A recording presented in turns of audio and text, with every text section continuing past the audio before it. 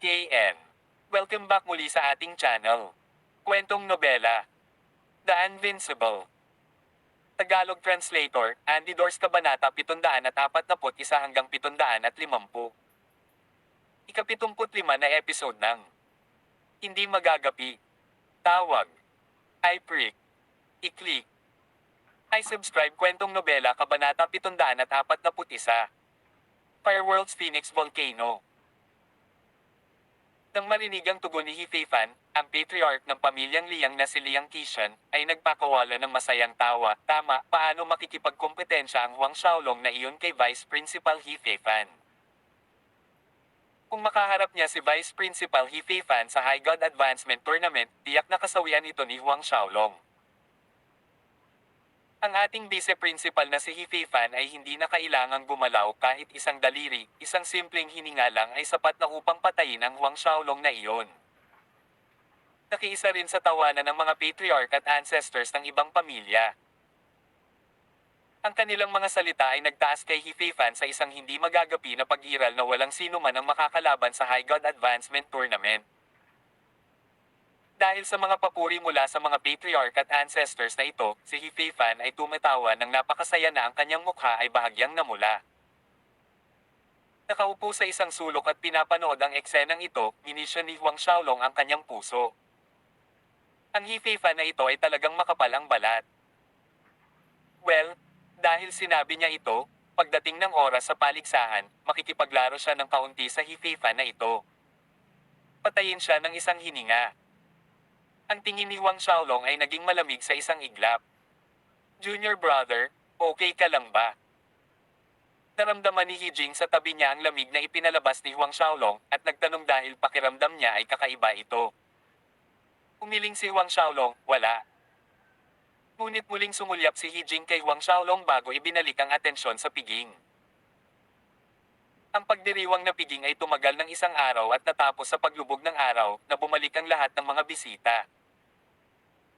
Si Huang Xiaolong ay nakinig sa buong araw kay Hifeifan at sa mga patriarch at ancestors na nambobola sa isa't isa.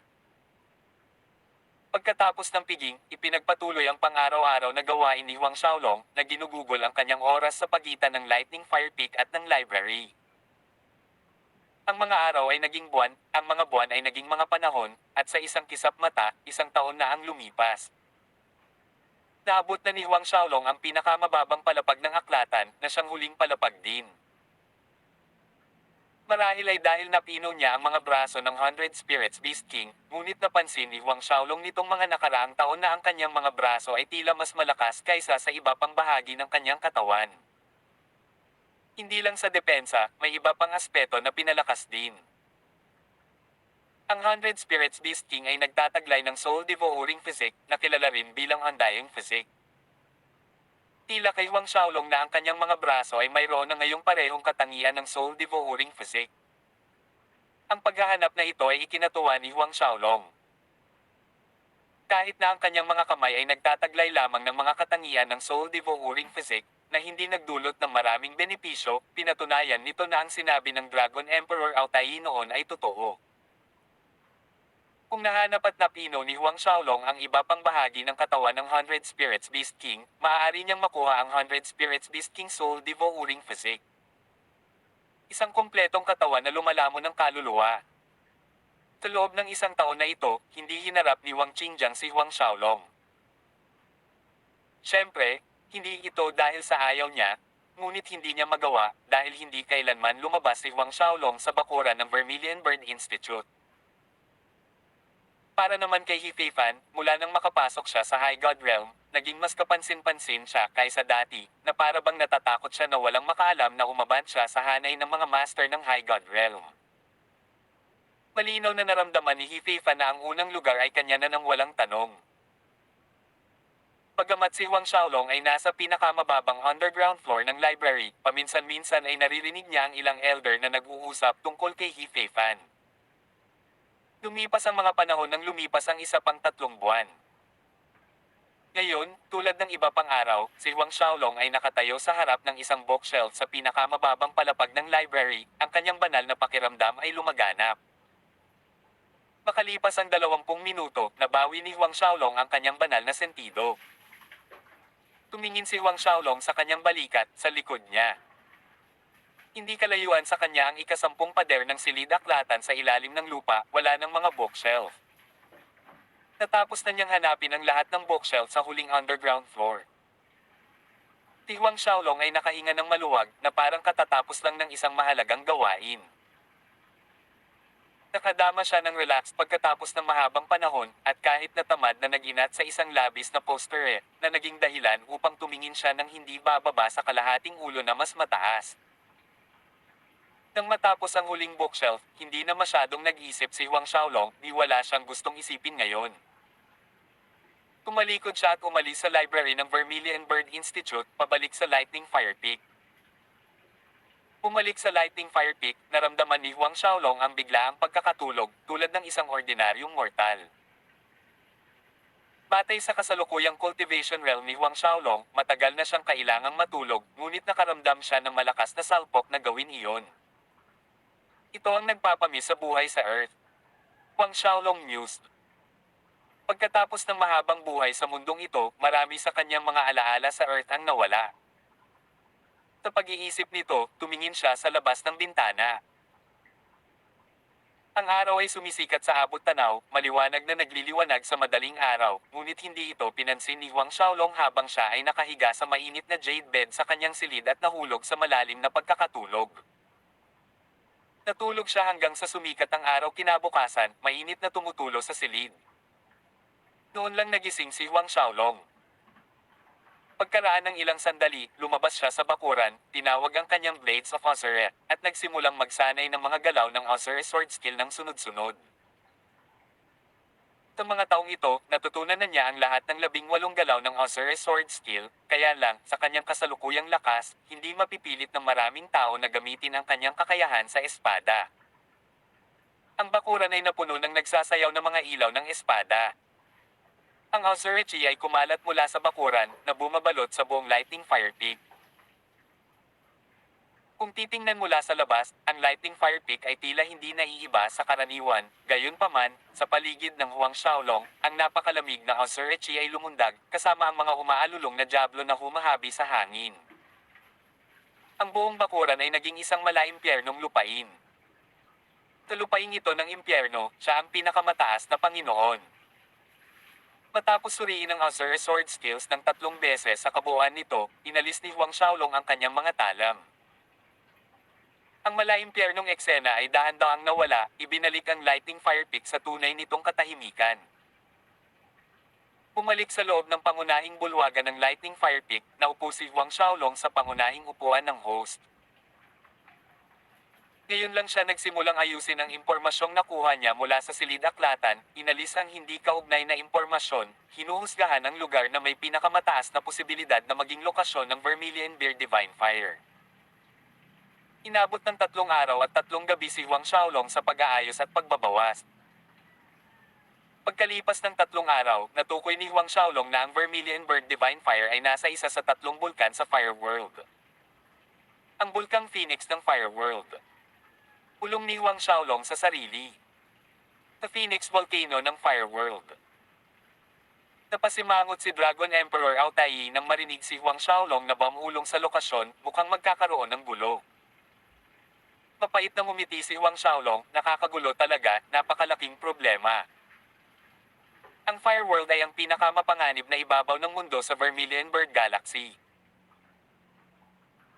Sa halos lahat ng sulok ng Fire World ay may mga lumang array formation na natitira mula sa mga sinaunang sibilisasyon, kahit na ang kaunting kapabayaan ay maaaring mag-trigger ng alinman sa mga ito, at walang sino man ang makapagsasabi kung paano magtatapos ang mga bagay.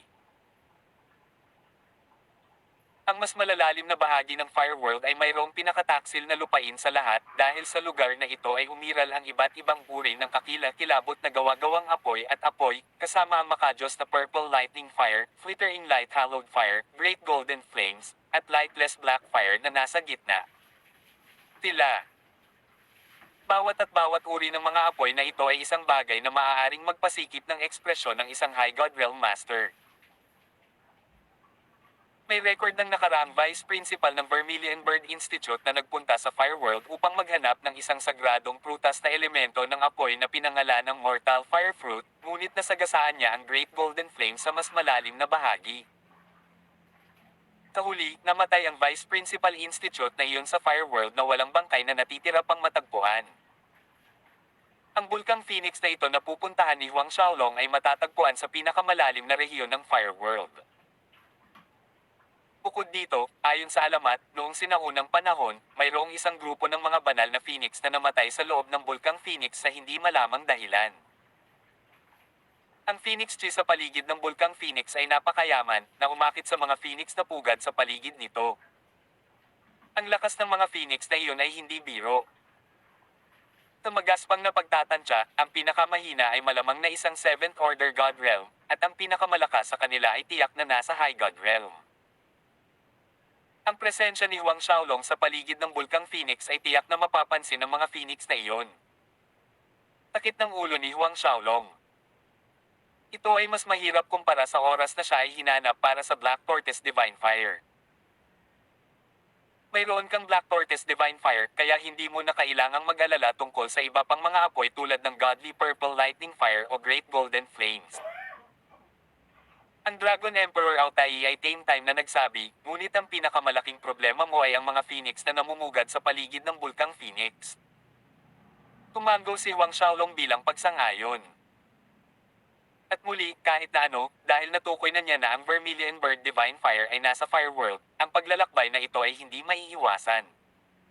Tawag. I-prick. I-click. I-subscribe kwentong nobela. Hindi magagapi. Tagalog Translator, Andy Dorst, Kabanata 742. Pagpasok sa mundo ng apoy. Bago umalis sa Vermilion Bird Institute, inalis ni Huang Xiaolong ang Spirit Amplifying Array at ang mga defensive formation na inayos niya sa paligid ng Lightning Fire Peak, ibinalik ito sa dati. Sa oras na tapos na si Huang Xiaolong, 2 araw na ang lumipas. Nakatayo sa hangin sa itaas ng Lightning Fire Peak, tumingin siya sa bawat gusali at sulok. Ang kanyang buhay sa Vermilion Bird Institute ay magtatapos mula ngayon. Oras na para pumunta. Ngunit babalik ako. Kinausap ni Huang Xiaolong ang kanyang sarili, at kapag siya ay bumalik, ito ay kapag pinag-isa niya ang 4 na kalawakan. Mula sa simula ng panahon, hindi kailanman nagkaroon ng sinumang nagawang pag-isahin ang 4 na kalawakan. Kalimutan ng pag-iisa sa 4 na kalawakan, walang nagtagumpay sa pag-iisa kahit isang kalawakan, hindi sa Black Tortoise Galaxy, Azure Dragon, Vermilion Bird, o White Tiger Galaxy. Ngunit nais ni Huang Xiaolong na pag-isahin ang lahat ng 4 na kalawakan. At tiwala siyang magagawa niya ito. Gayunpaman, ang pag-iisa sa 4 na kalawakan ay hindi ang kanyang tunay na ambisyon. Tumalikod si Huang Xiaolong at lumipad, hindi na nagtagal. Ang Lightning Fire Peak ay lumaki ng lumiit sa kanyang likuran na naglalaho sa kanyang paningin. Pagdating sa nag-iisang transmission array ng Vermilion Bird Institute, binayaran niya ang mga bayarin at inilabas mula sa bakuran ng Institute. Sa loob ng isang gusali ng palasyo sa isang lugar sa loob ng Vermilion Bird Institute, si Wang Qingjiang ay tumatawa habang nakikinig sa isang ulat ng kanyang mga nasasakupan. Cheng Huaiyan, sa wakas ay hindi mo na matiis na manatili sa loob ng Institute. Bago tumunog ang huling salita niya, tumayo na si Wang Qingjiang, nawawala sa isang kisap mata patungo sa transmission array. Pagkatapos umalis sa Vermilion Bird Institute, nagpa siya si Huang Xiaolong na lumipad diretso sa Fireworld. Walang transmission array sa Fireworld, ngunit hindi ito masyadong malayo sa Institute. Sa loob ng 10 araw o mas kaunti, makakarating na si Huang Xiaolong sa kanyang destinasyon. Lumipad siya sa malawak na espasyo, at hindi nagtagal, wala na sa paningin ang Vermilion Bird Institute. Nang madaanan niya ang isang planeta na walang nakatira, isang ngiti ang tumunog. Cheng Huaiyan, saan ka pupunta? Lumilipad ng napakabilis.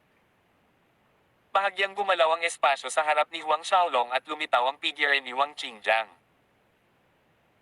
Maliban kay Wang Qingjiang, mayroong 6 na kakaibang hugis na matanda at nasa katanghaliang gulang na mga lalaki. Ang anim na matanda at nasa katanghaliang gulang na mga lalaking ito ay alinman ay may mga braso na masyadong mahaba, mga binti na masyadong maikli o may napakalaking laki ng mga ulo sa maliit na tangkad. Sa madaling salita, ang kanilang mga tampok ay masyadong nakakatawa. Pagtingin sa kanila, parang natatawa si Huang Xiaolong. Pinagmamasdan ng ekspresyon ni Huang Xiaolong, umiling si Wang Qingjiang na may mahinang ngiti, Cheng Huaiyan, ang kamatayan ay nasa iyo, ngunit nasa mood ka pa ring tumawa. Nagpapakita kay Huang Xiaolong ng nakakaawa na ekspresyon. Nagsalita si Huang Xiaolong sa isang panunuya, Wang Qingjiang, hindi ka ba natatakot na mahatulan ka ng instituto bilang isang taksil? Ang anim na mga tao na ito ay naglabas ng malakas na demonyong chi, isang malinaw na katibayan na sila ay bahagi ng mga angkan ng demonyong hayop. Malamang na sila ang mga subordinate ng Piercing Sky Beast King. Tumawa si Wang Qingjiang na parang narinig lang niyang biro, taksil. Mas mabuting mag-alala ka kung gaano kakalungkot ang mamamatay sa ilang sandali. Tumingin siya sa master ng Demonic Beast Clan sa tabi niya, Senior Bixen, ito si Cheng Huaiyan, namatay si Junior Brother Liang Guang dahil sa kanya. Tumango ang matandang lalaki, pinaalis si Wang Qingjiang sa mayabang na tono, maaari ka nang umalis, tapos na ang iyong negosyo. Ito ang iyong 5 bilyong Zuke coins. Sabi niya, naghagis ng special ring kay Wang Qingjiang. Sa loob ng special ring ay may 5 bilyong Zuke coins. Kasunod ng Piercing Sky Absolute Kill Order, ang taong pumatay kay Huang Xiaolong ay tatanggap ng 10 bilyong Zoka coins na reward, para sa taong nagbigay ng impormasyon na humantong sa isang pagpatay ay makakatanggap ng kalahati, 5 bilyon. Ang Divine Sense ni Wang Qingjiang ay dumaan sa espasyo sa loob ng special ring at isang malawak na ngiti ang sumilay sa kanyang mukha. Sa 5 bilyong ito, mabibili niya ang pinakamagandang lupa sa Daonan Mainland at may tatayo ang pinakamalaking tirahan. Maingat niyang inalis ang special ring, ngunit hindi siya agad umalis. Gusto ni Wang Qingjiang na makita kung paano namatay si Cheng Huaiyan. Nang makitang hindi umalis si Wang Qingjiang gaya ng sinabi, hindi naabala ang anim na master ng Demonic Beast Clan. Ulok na brat, magsalita ka, sino ang pumatay sa ating young master? Ang Senior Bixen ng Demonic Beast Clan ay malamig na tumitig kay Huang Xiaolong, ang Maybird na kulay ng kanyang mga mata ay tila tumatagos sa kaluluwa ng isang tao. Ayon sa pahayag ni Huang Xiaolong noong taong iyon, si Liang Guang at ang kanyang mga subordinate ay pinatay ng isang master na dumaraan. Iniligtas niya si Huang Xiaolong at umalis. Kaya naman, si Huang Xiaolong lang ang nakakita sa dumaan na master na iyon. Mahinaong sumagot si Huang Xiaolong, sa totoo lang, gawa-gawa lang iyon sa akin. Paggawa. Lahat ng anim na master ng Demonic Beast Clan at Wang Qingjiang ay natulala. Si Liang Guang at ang iba pa ay pinatay ko. Idinagdag ni Huang Xiaolong. Natulala si Wang Qingjiang at ang anim na master ng Demonic Beast Clan. Pagkaraan ng ilang segundo, si Wang Qingjiang ang unang humagalpak ng tawa. Sabi ko, Cheng Huaiyan, tanga ka ba o sa tingin mo ay mga tanga kami? Kaya mo bang patayin ang mga master ng 8th Order God Realm?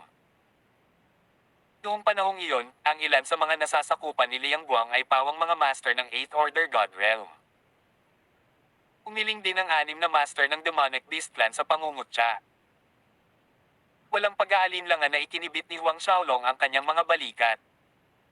Okay, sa panahon ngayon, walang maniniwala sa iyo kapag nagsasabi ka ng totoo. Biglang itinaas ni Huang Xiaolong ang kanyang kamay at sinipsip ng puwersa ang demonyong master ng clan ng hayop na iyon na nagngangalang Bixen sa kanyang palad. Dahil sa lakas ng kanyang palad, bumangon ang takot sa mga mata ng matandang Bixen na iyon. Nang may sasabihin pa sana siya ay naging ulan na siya ng dugo.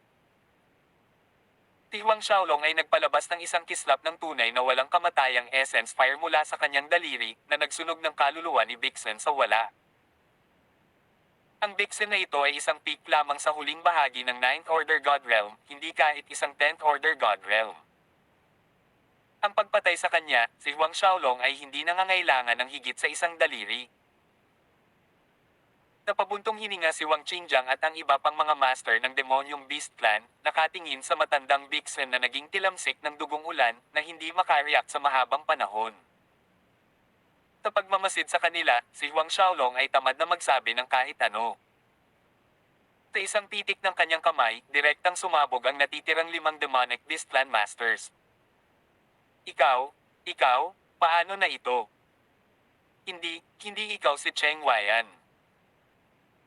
Sa oras na ito, sa wakas ay natanto ni Wang Qingjiang ang pinakamahalagang punto. Ang kanyang mukha ay nabaluktot sa takot habang siya ay nakatitig ng diretso kay Huang Xiaolong, nanginginig mula ulo hanggang paa. Hindi ko kailanman inaangkin na ako si Cheng Weian. Binigyang diin ni Huang Xiaolong. Sino ka ba talaga? Nauutil na sabi ni Wang Qingjiang, nanunuyo ang kanyang lalamunan. Sina Cheng Weian at Liang Guang, pareho silang nagtanong bago sila namatay. Umiling si Huang Xiaolong, ang tanong na ito, maaari mong itanong sa kanila. Ang kanyang palad ay gumawa ng nakakahawak na kilos sa hangin. Isang hindi nakikitang higanting kamay ang lumitaw. Naramdaman ni Wang Qingjiang na may humigpit sa kanyang katawan, at sa sumunod na segundo, naging itim ang eksena sa kanyang harapan habang nawala ang kanyang malay. Tiningnan ni Huang Xiaolong ang special ring na naglalaman ng 5 bilyong Zuke coins na lumulutang sa kalawakan. Ang kanyang daliri ay nagpalabas ng isang kislap ng tunay na walang kamatayang essence fire, na sinusunog ang special ring at lahat ng nasa loob nito. Pagkatapos ay tumalikod si Huang Xiaolong at umalis, nagpatuloy patungo sa Fire World. Pagkaraan ng 9 na araw, puminto si Huang Xiaolong ng medyo malayo sa isang bagay na tila isang napakalaking ball ang apoy. So, ito ang Fire World. Napatingin si Huang Xiaolong, isang liwanag ang bumungad sa kanyang mga mata. Sa ibabaw ng mundo ng apoy ay umuuga ang mga apoy ng iba't ibang kulay. Bago pa man ito makapasok, naramdaman ni Huang Xiaolong ang masaganang elemento ng apoy na espiritual na enerhiya na nasa loob. Pagkatapos ng kaunting pag-iisip, unti-unting nagbago ang mga tampok ng mukha at tangkad ni Huang Xiaolong, bumalik sa kanyang orihinal na pangangatawan at mukha bago sumabak sa Fire World. Sa sandaling pumasok siya sa Fire World, lahat ng nakita niya ay nagninangas na kulay pula. Ang mga bundok ay nagninangas na pula, ang mga puno ay pula, maging ang mga umaagos na ilog sa ibaba ay pula ang kulay. Sa loob ng Fire World, mula sa tubig hanggang sa bato, lahat ay naglalaman ng elemento ng apoy. Mainit. Ito ang unang sensasyon ni Huang Xiaolong. Ang ganitong uri ng init ay hindi lamang nakaapekto sa kanyang pisikal na katawan, naglabas pa ito ng presyon sa kanyang kaluluwa. Tawag. I-prick. I-click. I-subscribe kwentong nobela. Hindi magagapi. Tagalog Translator, Andy Dors, Kabanata 743. Listahan ng High God Advancement. Nang makapasok na siya sa Fire World, tumingin si Huang Xiaolong sa paligid, tinukoy ang kanyang direksyon, at lumipad patungo sa gitnang rehiyon. Dahil sa maraming array formation remnant sa Fire World, si Huang Xiaolong ay naglakas loob na hindi lumipad ng masyadong mabilis, na naglalagay ng kaligtasan ng higit sa bilis. Sa bilis ng kanyang paglipad, tinansya ni Huang Xiaolong na aabutin siya ng humigit kumulang 20 araw bago makarating sa malalim na gitnang rehiyon. Sa daan, nakita niya ang ilang mga alagad ng pamilya ng Vermilion Bird Galaxy. Paggaman ng Fire World ay isang mapanganib na lugar, ito rin ay isang lugar na maraming kayamanan, at ang mga alagad ng pamilyang ito ay naroon para sa treasure hunting. Ang ilang mga puno ng apoy na prutas na itinanam sa Lightning Fire Peak ay ang ani ni Cheng Weian pagkatapos niyang pumunta dito noong nakaraan. Paminsan-minsan, sinasalubong ni Huang Xiaolong ang mga disipulong ito ng pamilya na nakikipaglaban at nagpapatayan para sa isang kayamanan. Naturally, hindi siya masyadong tamad para manghimasok sa mga problema ng mga taong ito. Sino ang makakatiyak kung sino ang tama at sino ang mali? Gayunpaman, ang pinakamahalagang bagay sa kanya ngayon ay ang paghahanap ng Vermilion Bird Divine Fire. Maayos na umunlad si Huang Xiaolong sa gitnang rehiyon. Lumipas ang 10 araw. Mula sa panlabas na rehiyon, pumasok si Huang Xiaolong sa gitnang rehiyon ng Fire World. Habang siya ay lumalapit sa gitnang rehiyon, ang mga labi ng mga sinaunang array formation sa paligid ay tumaas din sa kapangyarihan, at gayon din ang daloy ng apoy sa hangin. Walang pagpipilian si Huang Xiaolong kundi pabagalin ang kanyang bilis at maging mas maingat. May napansin siyang kakaibang fenomeno nitong 10 araw. Para sa kanya, ang elemento ng apoy ng mga demonyong hayop sa Fireworld ay hindi pinaghihigpitan ng mga sinaunang pormasayon na ito. Malaya silang gumagalaw ayon sa gusto nila at ang mga pormasayon ay hindi nag-react sa kanila sa anumang paraan. Nagtataka, nakuha ni Huang Xiaolong ang ilang elemento ng apoy ng mga demonyong hayop at pinag-aralan ng mga ito sa isang buong araw at hindi nagtagumpay. Ang bilang ng mga magsasaka na nangangaso ng mga kayamanan sa gitnang rehiyon ay lubhang nabawasan. Ang mga naglakas loob na makipagsapalaran sa gitnang rehiyon ay hindi bababa sa mga high-level na God Realm Cultivator. Lumipas ang isa pang 4 na araw. Noong lumilipad si Huang Xiaolong sa ibabaw ng kagubatan, nagsalita ang Dragon Emperor Ao Tai, munting Huang Brat, medyo malayo pa ang Fireworld's God Burial River, na isa sa mga pinakadelikadong lugar sa Fireworld na ito. Dumidilim na ang langit ngayon, mas mabuting humanap ng mapagpahingahan sa gabi at ituloy bukas. Kapag ang ating senior brother na si Juan ay pumasok sa High God Realm, nag-condensize ng rank 7 Godhead, ang balita ay mabigla sa lahat ng 4 na galaxy. Sa pakikinig sa talakayan ng mga taong ito, napukaw ang interes ni Huang Xiaolong. Ang 4 na kalawakan ay nagbahagi ng iisang God ranking list.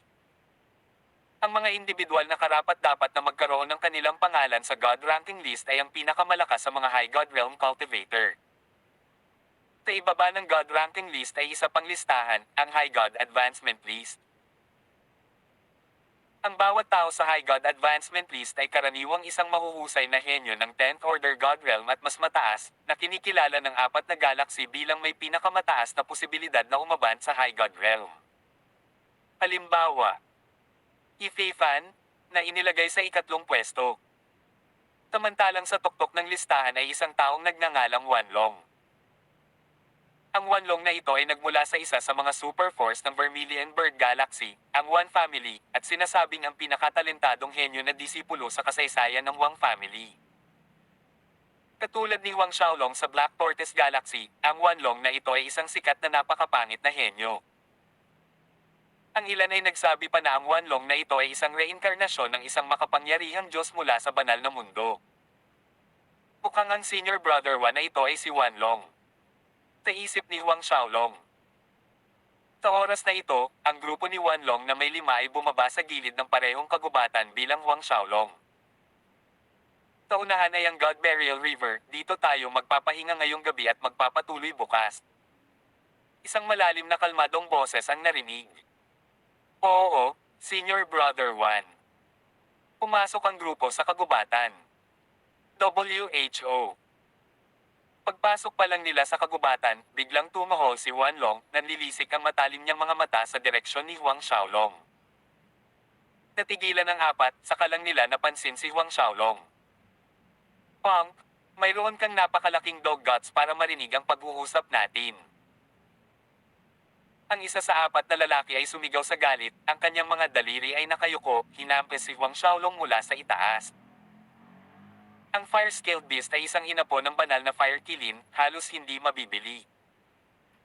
Halatang narinig nitong nakaitim na binata ang kanilang pag-uusap kanina. Ang mga salita tungkol sa Fire-Scaled Beast ay hindi dapat malik, at sa gayon, ang taong ito ay hindi nagpigil sa pag-atake na ito, na gustong patayin si Huang Xiaolong sa isang suntok. Sa kabila ng paparating na pag-atake ng kuko, mukhang hindi nababagabag si Huang Xiaolong. Nanatili siyang nakaupo, hawak ang kanyang tasa ng alak. Nang dumating ang pag-atake sa kanyang harapan ay bahagya niyang ikinaway ang kanyang kamay. Ang puwersa mula sa kuko ay nawala sa isang iglap at ang umatake ay umaalog-alog paatras hanggang sa tumama ang kanyang likod sa isang puno ng kahoy. Nagulat si Wanlong at ang 3 pa. Kapag ang ating senior brother na si Wan ay pumasok sa High God Realm, nag-condensize ng rank 7 Godhead, ang balita ay mabigla sa lahat ng 4 na galaxy. Sa pakikinig sa talakayan ng mga taong ito, napukaw ang interes ni Huang Xiaolong. Ang 4 na kalawakan ay nagbahagi ng iisang God ranking list. Ang mga individual na karapat-dapat na magkaroon ng kanilang pangalan sa God ranking list ay ang pinakamalakas sa mga High God Realm Cultivator. Sa ibaba ng God ranking list ay isa pang listahan, ang High God Advancement List. Ang bawat tao sa High God Advancement List ay karaniwang isang mahuhusay na henyo ng 10th Order God Realm at mas mataas, na kinikilala ng apat na galaxy bilang may pinakamataas na posibilidad na umaban sa High God Realm. Halimbawa, Ifeifan, na inilagay sa ikatlong pwesto. Samantalang sa tuktok ng listahan ay isang taong nagngangalang Wanlong. Ang Wanlong na ito ay nagmula sa isa sa mga super force ng Vermilion Bird Galaxy, ang Wan Family, at sinasabing ang pinakatalentadong henyo na disipulo sa kasaysayan ng Wang Family. Katulad ni Wang Xiaolong sa Black Tortoise Galaxy, ang Wanlong na ito ay isang sikat na napakapangit na henyo. Ang ilan ay nagsabi pa na ang Wanlong na ito ay isang reinkarnasyon ng isang makapangyarihang Diyos mula sa banal na mundo.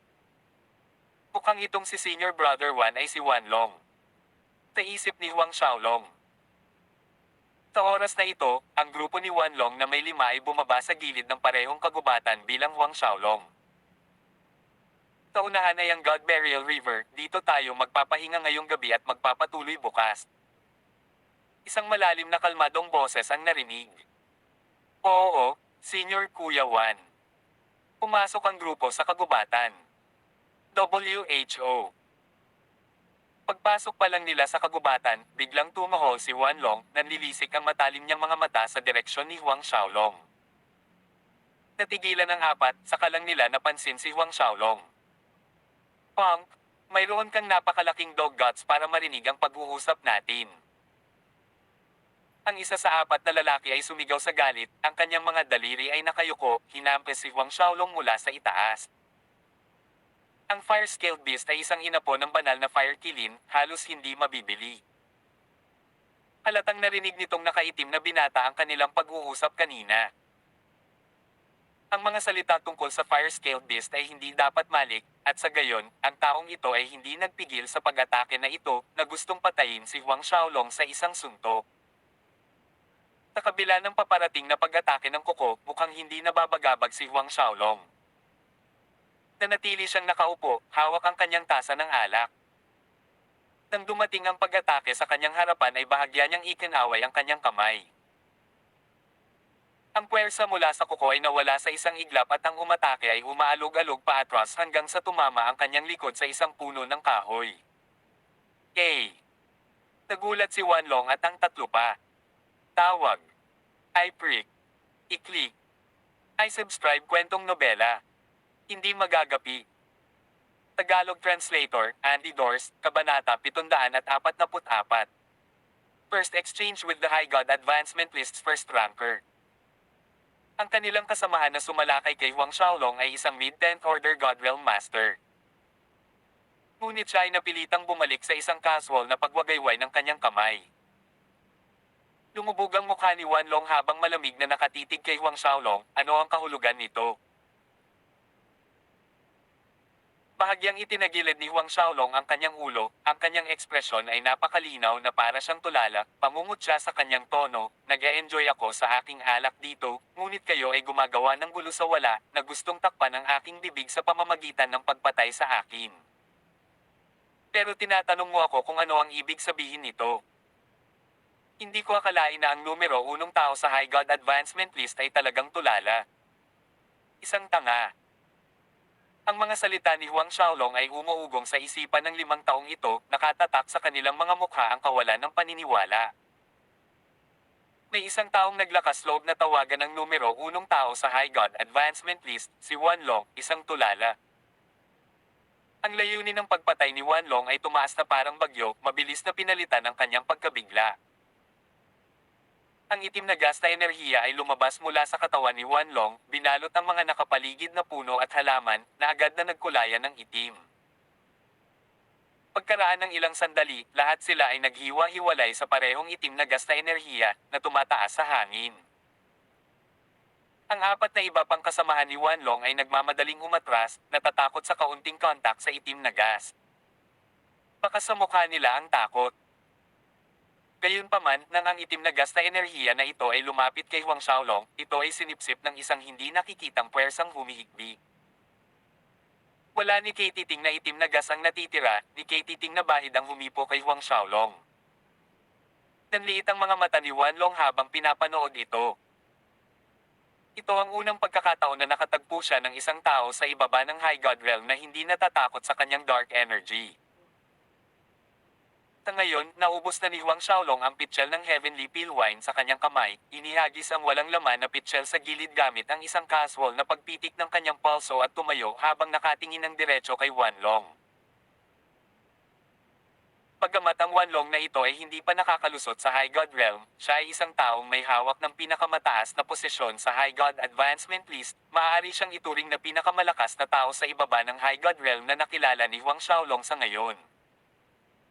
Iyon ang dahilan kung bakit sadyang hindi nakaiwas si Huang Xiaolong sa kanyang pag-atake. Matuwid na tumayo si Wanlong habang ang kanyang kamay ay nakapulupot sa kanyang likuran, ang kanyang malamig na tingin ay nakatutok kay Huang Xiaolong, matagal na mula noong huli akong lumaban, dahil sa ibaba ng High God Realm, walang sino mang karapat-dapat para sa akin na kumilos ng personal. Dapat kang makaramdam ng karangalan na ginawa mo akong kumilos, ngunit ito rin ang iyong kamalasan. Sa katayuan at lakas ni Wanlong, hindi naramdaman ng kanyang apat na kasamahan na ang mga salita ni Wanlong ay mayabang. Sa katunayan, sa kanila, ito ay nararapat lamang. Gayunpaman, hindi napigilan ni Huang Xiaolong ang tumawa ng malakas nang marinig niya ang mga salita ni Wanlong. Bagamat mahina itong tumawa, bahagyang namula ang mukha ni Wanlong sa galit, anong tinatawa-tawa mo? Si Huang Xiaolong ay tumatawa pa habang sumagot, bakit pakiramdam ko ay para ka lang sa ascending moon old man. Pero may aura kang B asterisk starred. Aura of a B asterisk starred. Anong sabi mo? Tumabog ang galit sa mga mata ni Wanlong. Kahit na wala siyang ideya kung sino ang tinutukoy nitong Sampei na ascending moon old man na punk na nasa harapan niya, naglakas loob siyang tawagin itong B asterisk starred. Mamatay. Isang matalim na sigaw si Wanlong, tumalon sa hangin at inatake si Huang Xiaolong sa bilis ng kidlat. Dalawang malalaking palad na gawa sa maitim na enerhiya ang umungol sa hangin, na humahampas kay Huang Xiaolong. Saan man dumaan ang dalawang dark energy palm na iyon, lahat ng nasa malayong malapit ay naging dark gray na kulay, na para bang ang lahat ng liwanag ay nalunod sa madilim na gray na vacuum. Ito ang banal na madilim na enerhiya, hindi ko inasahan na nalinang ng batang ito ang pinakamataas na yugto ng Holy Dark Scroll, na bumubuo ng banal na madilim na enerhiya sa kanyang katawan. Nagmadali si Dragon Emperor Altai na paalalahanan si Huang Xiaolong, huwag hayaang mahawakan ka ng banal na madilim na enerhiya. Sa totoo lang, hindi kailangan ng Dragon Emperor Altai na babalaan siya, si Huang Xiaolong ay nakaiwas na sa malayo mula sa pag-atake ni Wanlong. Bagamat walang tunay na takot si Huang Xiaolong sa banal na madilim na enerhiya ni Wanlong dahil sa kanyang Black Tortoise Divine Fire, ang kontaminasyon ay medyo mahirap.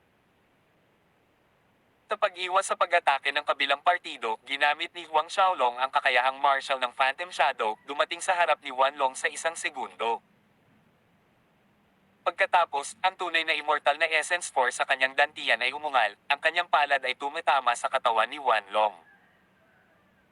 Ang welga ni Huang Xiaolong ay puro kanyang pisikal na lakas at ang kanyang tunay na immortal na Essence Fire, nang hindi gumagamit ng anumang iba pang mga kasanayan. Ang gininto ang puting puwersa ng palad ay pumutol sa vacuum na nilikha ng banal na madilim na enerhiya. Laban sa tunay na immortal na Essence Fire ni Huang Xiaolong, ang banal na madilim na enerhiya ay nabawasan sa wala. Ipinikit ni Wanlong ang kanyang mga mata sa pamamagitan ng reflex, nasaktan ng nakakabulag na gininto ang puting liwanag mula sa palad ni Huang Xiaolong. Sa gulat, pilit na inikat ni Wanlong ang kanyang katawan sa isang tabi, at sa twist na ito, nawala siya sa lugar. Tama po ang palad ni Huang Xiaolong sa walang laman na hangin kung saan nakatayo si Wanlong ilang segundo lang ang nakalipas. Lumitaw ang kalawakan at ang kanyang palad ay nag-iwan ng malinaw na handprint sa kalawakan, na para bang ang palm print ay isang solidong nilalang na nakatayo sa hangin, hindi nagkakalat. Sa di kalayuan, ang apat na kasama ni Wanlong ay namutla ng husto habang pinapanood ito. Tanging ang mga master ng High God Realm na nakauunawa sa batas ng Diyos ang maaaring mapanatili ang kanilang pag-atake sa himpapawid, hindi nakakalat ng mahabang panahon.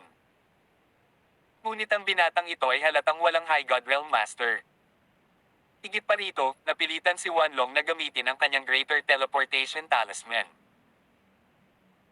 Ang Greater Teleportation Talisman na ito ay isang bagay na natagpuan ni Wanlong sa loob ng kuweba na tirahan ng isang sinaunang Diyos. Noong may bisa ang anting-anting, pinayagan nito ang may-ari na magsagawa ng short distance na Greater Teleportation. Mayroon lamang 5 anting-anting sa kabuuan, at bawat isa ay lubhang mahalaga. Hindi man lang ginamit ni Wanlong ang anting-anting na ito nang makaharap niya kamakailan ng isang High God Realm Master. Gayunpaman, ginamit ito ni Wanlong ngayon. Habang gulat na gulat pa rin ang apat, biglang lumiko si Huang Xiaolong, tinamaan ng palad sa isang puwang sa likuran niya. Ang ginintoang puting puwersa ng palad ay tumawid sa distansya sa isang iglap, sumasabog ng malakas, na parang tumama sa isang target. Ang figure ni Wanlong ay awkward na lumipad mula sa kawalan. Makikita mo talaga kung saan ako nagtatago. Laking gulat niya. Maaaring itago ng Greater Teleportation Talisman na ito ang kanyang presensya sa loob ng buong 5 minuto kapag ginamit. Sa panahong ito, hindi ma-detect ng sinumang pangkaraniwang First Order High God Realm Master ang kanyang lokasyon, ngunit nasabi ng binatang ito ng eksakto kung saan siya nagtatago. Malinaw kay Wanlong na ang pag-atake ni Huang Xiaolong ay isang random na hula. Sa mundong ito, walang ganap. Matalinong naliwanagan si Huang Xiaolong. Mula nang pinuhin niya ang 2 milyong taong gulang na Black Lotus, ang mga mata at tenga ni Huang Xiaolong ay nakakuha ng mga kakaibang kakayahan na nakakakita sa kanyang paligid. Hindi lamang sa kanyang kalapit na lugar, kahit na itago ni Wanlong ang kanyang sarili sa isang space pocket ilang daang li ang layo, nakikita pa rin siya ni Huang Xiaolong. Hindi pinapansin ang pagkabigla sa mukha ni Wanlong, ginamit ni Huang Xiaolong ang space concealment sa pagkakataong ito, na wala sa kinatatayuan tulad ni Wanlong kanina. Nang magpakita siya, nasa harap na siya ni Wanlong. Ang mga kamao ni Huang Xiaolong ay sumuntok sa kanyang dibdib. Namula si Wanlong, sumisigaw sa gulat, Dark Radiance Tissel Boundary. Ang brutalidad ay kumikinang sa kanyang mga mata, at ang kanyang mga kamao ay sumuntok upang kontrahin ang mga kamao ni Huang Xiaolong. Ang banal na madilim na enerhiya ay sumabog mula sa kanyang kaliwang kamay, samantalang sa kanyang kanang kamay ay may maliwanag na mga globo ng liwanag na puwersa. Ang dalawang magkasalungat na puwersa ay nagsanib ng sama-sama habang sinasalakay nila si Huang Xiaolong, lumawak ang laki at bumubuo ng isang enchantment sa paligid ni Huang Xiaolong, tinatakan siya sa loob. Ang mga kamao ni Huang Xiaolong ay tumama sa dingding ng enchantment ng Dark Radiance Tissel Boundary. Si Wanlong ay nakatulala habang ang kanyang pinakamakapangyarihang depensa, ang Dark Radiance Tissel Boundary na maaaring bitag ng matagal na master ng High God Realm, ay sinunog sa ilalim ng gininto ang puting kamao ni Huang Xiaolong. Nagpatuloy ang mga kamao ni Huang Xiaolong, lumilipad patungo kay Wanlong. Holy Dark Armor. Hindi makaiwas sa oras, ipinatawag ni Wanlong ang kanyang Holy Dark Armor. Ang maitim na puwersa ay bumalot sa kanyang katawan na pinuprotektahan siya ng buo. Sa harap ng armor ni Wanlong ay isang sagisag ng isang galit na multo na tila buhay na nagpapakita ng mga pangil nito. Ang mga kamao ni Huang Xiaolong ay eksaktong damapo sa mga pangil na nagpapakita ng Ghost Emblem. Naramdaman ni Wanlong ang malakas na pagyanig ng kanyang katawan at napaatras siya sa hangin. Tawag. I-prick. I-click. I-subscribe kwentong nobela. Hindi magagapi. Tagalog Translator, Andy Dorst, Kabanata 745. Bundok ng Fire Cloud. Hindi mabilang na malalaking puno ang natamba sa hangin at nahulog sa panlabas na rehiyon ng kagubatan habang ang apat na kasamahan ni Wanlong ay nanunood na may takot sa mga mukha. Pagkaraan ng ilang sandali, pilit na nagpumigla si Wanlong na umakyat mula sa lupa sa mabagal na paggalaw. Senior Brother Wang. Ang apat na kasama ni Wanlong ay natarante at nagmadaling pumunta sa kanyang tabi. Bahagyang iwinagayway ni Wanlong ang kanyang kamay sa kanila, ngunit hindi siya nagsalita. All of a sudden, umubo siya ng subo ng dugo. Medyo natulala si Wanlong habang nakatitig sa dugo sa lupa. Siya. Nagsuka ng dugo. Mahigit 200 taon na ang lumipas mula noong nalagpasan niya ang late 10th Order God Realm, at mula ng sandaling iyon, walang sino man ang nakagawa ng sugat sa kanya. Ilang dekada na ang nakalipas, ligtas siyang naka-atras sa kabila ng pagharap sa isang High God Realm Master na gustong pumatay sa kanya. Pero ngayon, nasaktan talaga siya. Grave injuries pa nga sila to the point na samukha siya ng dugo. Pagkatapos ay sumagi sa isip ni Wanlong na siya ay isang taong maaaring makalusot sa High God Realm anumang oras. Higit pa rito, ang kanyang matibay na pisikal na katawan ay higit na nalampasan ng anumang iba pang late 10th Order God Realm Cultivator, lalo na pagkatapos ng pagkakataong iyon na makapagpabago ng buhay na minsan niyang naranasan. Sa mababang kaharian na ito, hindi maraming bagay ang maaaring makapinsala sa kanyang pisikal na katawan. Ngunit ginamit lang ng punk na ito sa kanyang harapan ang kanyang mga kamao para putulin ang kanyang banal na Dark Energy at Dark Radiance Diesel Boundary kahit na malagpasan ang kanyang Holy Dark Armor. Panghuli, pinipilit niyang lumampas sa depensa ng kanyang pisikal na katawan. Sino ka? Ang boses ni Wanlong ay paos, ang kanyang mga mata ay nakatutok kay Huang Xiaolong. Gusto niyang malaman kung sino si Huang Xiaolong, ang taong ito na maaaring manakit sa kanya. Malinaw kay Wanlong na si Huang Xiaolong ay hindi pa naging isang High God Realm Master, isa pa lang siyang Mid-10th Order God Realm Cultivator. Malalaman ninyong lahat kung sino ako sa hinaharap.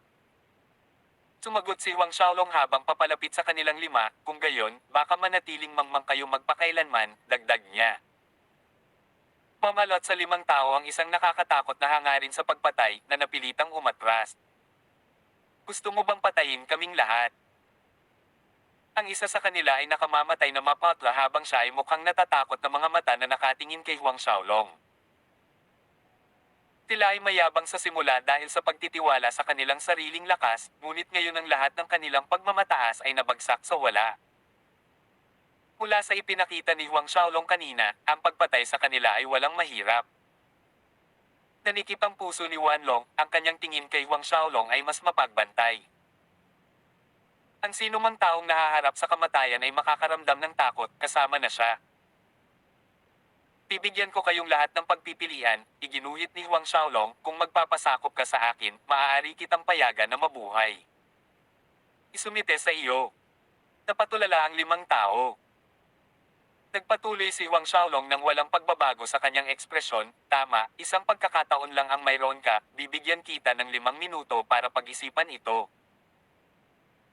Ito ay isang hinog na oras upang pagyamanin ang kanyang sariling puwersa sa 4 na kalawakan, kaya nagpa siya si Huang Xiaolong na huwag papatayin ang 5 taong ito. Higit pa rito, ang Wanlong na ito ay unang nireranggo sa High God Advancement List, maaari siyang makapasok sa High God Realm anumang oras. Kapag nagawa na niya, ang kanyang pagkakakilanlan at katayuan sa pamilyang Wan ay tiyak na gagawin siyang susunod sa linya na kukuha sa posisyon ng patriarch ng Wan family. Kapag darating ang mga oras para pag-isahin ni Huang Xiaolong ang Vermilion Bird Galaxy, maaaring magbigay ng malaking tulong si Wanlong. Tulad ng para sa iba pang 4, malamang na sila ay mga pangunahing disipulo ng iba pang mga Super Force. Nang marinig ang kondisyon para mapanatili nila ang kanilang buhay, kumislap ang mga mata ni Wanlong. Walang nagsalita. Si Huang Xiaolong ay hindi nagmamadaling marinig ang kanilang mga sagot, naniniwala siyang alam ng 5 taong ito kung ano ang pinakamahusay na pagpipilian. Ang mga buhangin ng oras ay pamatak, ang aura ng kamatayan ng paligid ay lumapot. Bumibigat ang paghinga ng 5 tao, naging magulo. Pagkatapos naming isumite sa iyo, ano ang gusto mong gawin namin? Malapit na sa takdang oras, nagtanong si Wanlong sa mahinang boses. Hindi mo kailangang malaman ang lahat.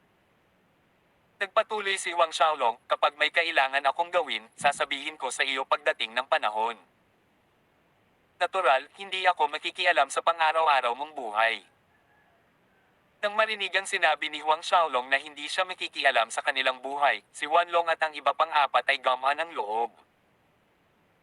Ang pinakakinatakutan nila ay na, pagkatapos sumuko kay Huang Xiaolong, pretuhin sila na parang mga alipin.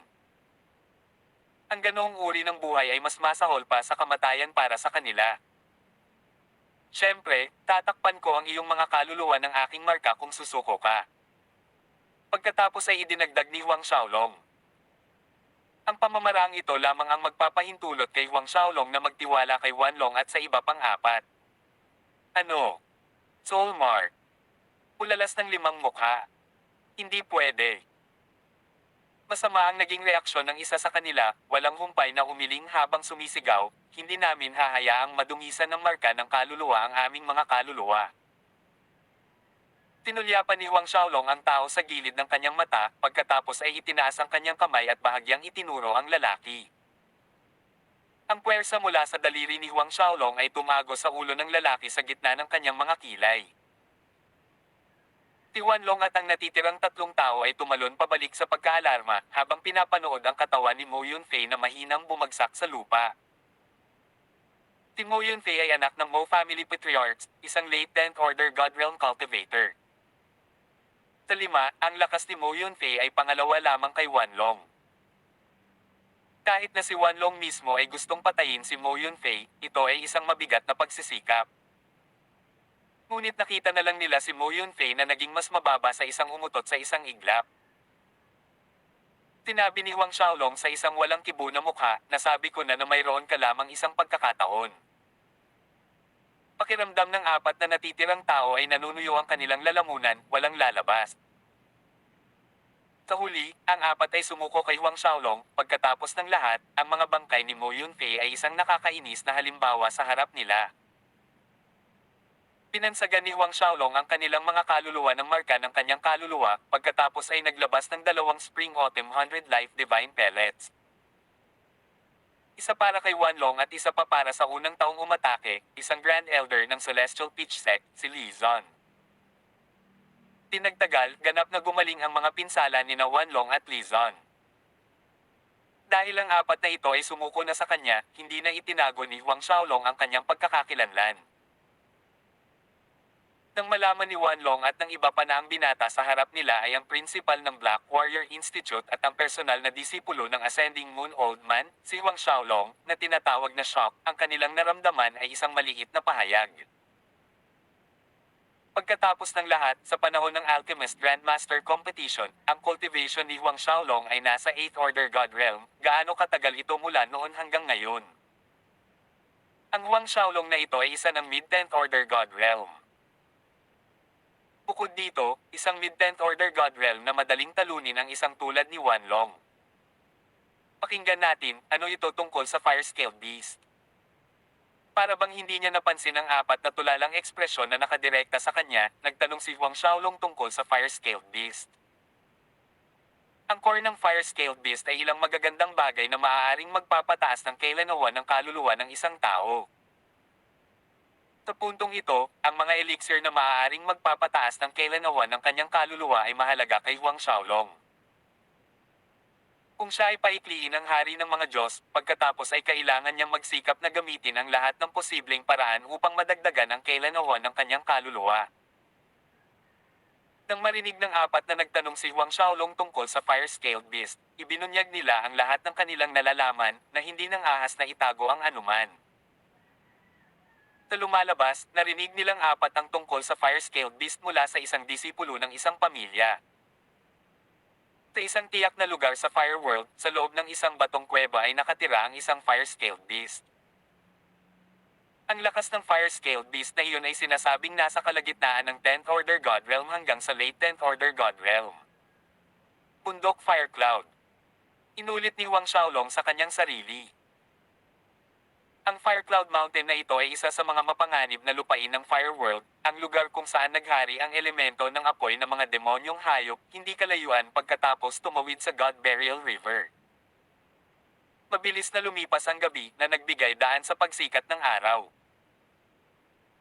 Nang ang araw ay sumisikat ng maliwanag sa kalangitan, ang grupo ni Huang Xiaolong at Wanlong ay umalis sa kagubatan at dumating sa gilid ng God Burial River. Sa kabila ng liwanag ng araw at ang katotohanan na ang lason ng apoy na ibinubuga ng ilog ay mas mahina kaysa sa gabi, sina Huang Xiaolong, Wanlong, at ang iba pa ay hindi naglakas loob na magpatuloy. Ipinatawag ng apat na grupo ni Wanlong ang armor na inihanda nila ng maaga, pinuprotektahan ang kanilang mga katawan, samantalang si Huang Xiaolong ay bumuo ng isang hadlang sa paligid niya gamit ang kanyang tunay na walang kamatayang essence fire. Tawag. I-prick. I-click. I-subscribe kwentong nobela. Hindi magagapi. Tagalog Translator, Andy Dorst, Kabanata 746. Pag-amin sa ikasampung utos ng Godrealm Demonic Beast. Lumilipad sa ibabaw ng God Burial River, tumingin si Huang Xiaolong sa tila tahimik na ibabaw ng ilog sa ibaba. Paminsan-minsan, makikita ang kalat-kalat na malabong pulang daloy ng enerhiya na lumulutang sa hangin. Ang mahinang red energy stream na ito ay may napakataas na temperatura. Upang subukan ito, itinapon ni Huang Xiaolong ang isang Santo Grade Spirit Stone sa ilog. Sa sandaling ang Saint Grade Spirit Stone ay nadikit sa red energy stream, ito ay sumangga sa isang pool ng espiritual na enerhiya. Bagamat ang tigas ng isang Saint Grade Spirit Stone ay hindi maihahambing sa Divine Grade Spirit Stone, ang tigas nito ay hindi bababa sa 10,000 taong gulang na iron ore. Gayunpaman, ito ay sumangga sa isang iglap. Nakalanghap ng malamig na hangin ang grupo ni Wanlong habang pinapanood ang resultang ito. Doble ang pag-iingat ng lahat pagkatapos noon. Sa kalagitnaan ng ilog, biglang narinig ni Huang Xiaolong ang mahinang pugiling na ingay malapit sa kanyang katawan. Pagtingin niya sa paligid, nakita niya ang isang pulutong ng nagninangas na pulang surot na kasing laki ng hinlalaki ng nasa hustong gulang na nahulog sa ilog mula sa himpapawid. Ang bawat isa sa nagninangas na pulang surot ay may matatalas na pangil at pangit na katangian. Pagdating sa kumpol ng mga surot na ito, ang lahat ay bahagyang natensyon, agad na napagtanto na ito ang mga kasumpas-sumpa na mga uod ng apoy na maaaring makalusot sa daluyan ng dugo ng isang tao nang walang anumang palatandaan, sinisipsip ang asensya ng dugo, utak ng buto, at kaluluwa ng kanilang mga biktima. Si Huang Xiaolong ay pinagpapawisan ng hindi napapansin ng iba. Ang mga uod ng apoy na iyon ay bahagyang kahawig ng walang buntot na bangkay na uod na nakatagpo niya sa Heavenly Mountain, na may hindi matukoy na presensya kahit na sila ay gumagalaw. Nabigo rin si Huang Xiaolong na maramdaman ang mga ito gamit ang malakas na divine sense na ito. Sa kabutihang palad, lumikha siya ng isang protection na hadlang sa kanyang sarili gamit ang tunay na walang kamatayang essence fire. Hindi nagtagal, inatake sila ng isa pang kayeg ng mga uod ng apoy. Bago pumasok sa Fireworld, ang mga armor na inihanda ng grupo ni Wanlong ay partikular na ginamit upang harapin ang mga fire maggot na ito. Kaya, sa kabila ng magkakasunod na pag-atake mula sa mga uod ng apoy, ang apat na grupo ni Wanlong ay wala sa anumang aktwal na panganib. Makalipas ang kalahating oras, tumawid silang 5 sa nakakatakot na God Burial River nang walang aksidente. Pagdating sa kabilang panig ng ilog, kitang-kita ang kaginhawahan kay Wanlong at sa mukha ng 3 pang tao habang pinupunasan nila ang malamig na pawis sa kanilang mga noo. Dahil sa ayaw ng manatiling malapit sa ilog, mabilis na umalis ang grupo, lumipad patungo sa direksyon ng Firecloud Mountain. Habang lumilipad sila palapit sa Firecloud Mountain, dumami ang bilang ng elemento ng apoy ng mga demonyong hayop na kanilang nakasalubong. Minsan o 2 beses, ang grupo ay inatake ng 10th Order God Realm na mga demonyong halimaw, ngunit ang mga iyon ay nagkaroon lamang ng maagang 10th Order God Realm na lakas. Hindi na kinailangan pa ni Huang Xiaolong na itaas ang isang daliri, lahat ng pag-atake ay madaling nalutas ni Wanlong ng mag-isa. Lumipas ang isa pang oras nang huminto si Huang Xiaolong sa harap ng isang napakalaking bundok. Ang napakalaking bundok na ito ay mayroong maraming apoy na pulang ulap na lumulutang sa paligid nito simula sa kalagitnaan ng taas nito. Kaya, ang pangalan nito, Firecloud Mountain. Kahit na mula sa kinaroroonan nila, walang katapusang dagandong ng mga demonyong halimaw ang maririnig. Guro, hindi namin alam ang eksaktong lokasyon ng kuweba ng Fire-Scaled Beast na iyon, ang paghahanap nito sa sitwasyong ito ay medyo mahirap. Magalang na nagsalita si Wanlong kay Huang Xiaolong. Tumango si Huang Xiaolong. Medyo magulo talaga. Ang lugar ng Firecloud Mountain ay masyadong malaki, malapit sa 100,000 li, at sino ang nakakaalam kung gaano kataas ang taluktok nito, ang pagsusuklay sa napakalaking lugar ay aabutin sila ng ilang araw. Higit pa rito, kung naalarma nila ang lahat ng mga demonyong hayop na naninirahan sa lugar na ito ng Firecloud Mountain, na nag-trigger ng kanilang galit sa buong paligid, kasing kumpiyansa ni Huang Xiaolong sa sarili niyang lakas, hindi maikakailang sakit din ng ulo. Bagamat hindi nila alam kung gaano karaming mga demonyong hayop ang naninirahan dito, ang kanilang bilang ay malamang na humigit kumulang 10,000 sa magaspang na pagtatansya. Ang mga demonyong hayop na may kakayahang manalo ng isang teritoryo para sa kanilang sarili dito sa Fire Cloud Mountain, ang kanilang lakas ay hindi magiging mas mababa sa 10th Order God Realm. Sa karamihan ng mga demonyong hayop na ito ay nagtataglay ng 10th Order God Realm cultivation, maaaring mayroon ding High God Realm na mga demonyong hayop sa gitna nila. Isang ideya ang pumasok sa isip ni Huang Xiaolong at nagliwanag ang kanyang mga mata. Maaaring hindi nila alam kung saan ang kuweba ng Fire-Scaled Beast, ngunit maaaring may alam ang mga demonyong hayop na naninirahan dito sa Fire Cloud Mountain. Maaari niyang hulihin ang ilan sa mga demonyong halimaw na ito at saksakin ang kanilang mga kaluluwa, marahil ay maaari niyang malaman ang ilang kapaki-pakinabang na impormasyon. Sa pag-iisip ng mas malalim, hindi inutusan ni Huang Xiaolong ang grupo ni Wanlong na pumunta, sa halip, sinabi niya sa kanila na manatili sa kanilang kinaroroonan at maghintay ng balita. Sa kanilang apat, dalawa sa kanila ay nasa 9th Order God Realm, na mas mahina, at maaaring hindi sila maasikaso ni Huang Xiaolong kung may nangyaring aksidente sa pagitan.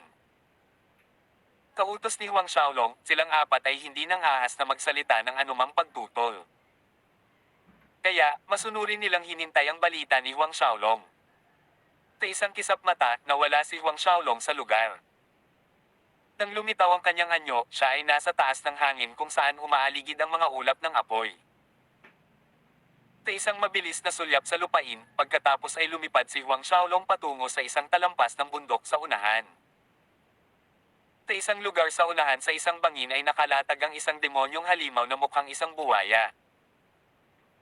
Gayunpaman, ang katawan nito ay natatakpan ng kulay abong kaliskis ng dragon, at may matalim na sungay na nakausli mula sa noo nito. Ang demonyong halimaw na ito ay tinawag na Iron Scales Dragon Crop. Isang malayong inapo ng isang sinaunang dragon, gayunpaman, ang bloodline ng dragon nito ay napakahina, at sa makatuwid ay mahirap para sa kanila na umaban sa High God Realm. Ang nasa harap ni Huang Xiaolong ay isang maagang 10th Order God Realm. At muli, ang isang maagang 10th Order God Realm Iron Scales Dragon Croc ay medyo bihira sa isang mababang kaharian tulad ng sa kanila. Ang lakas ng pagsipsip mula sa kanyang mga kamay ay hinaila ang Iron Scales Dragon Croc sa mismong harapan niya. Laban kay Huang Xiaolong, ang demonyong halimaw ay walang lakas na makalaban, isang sampal mula sa palad ni Huang Xiaolong ay nawalan ito ng malay, at nagsimula ang paghagod ng kaluluwa. Pagkaraan ng ilang sandali, natapos ang pag-uutos ng kaluluwa, ngunit nabigo si Huang Xiaolong dahil walang mga palatandaan tungkol sa lokasyon ng kuweba ng Fire-Scaled Beast sa memorya nito. Sa kabila ng kanyang pagkabigo, hindi pinatay ni Huang Xiaolong ang Iron Scales Dragon Croc, sa halip, binansagan niya ng marka ng kaluluwa ang kaluluwa ng Iron Scales Dragon Croc bago ito ihagi sa kanyang Osir Ring. Nagpa siya si Huang Xiaolong na paamuin ang isang kawen ng mga demonyong hayop sa kaharian ng ika-10 order ng Diyos.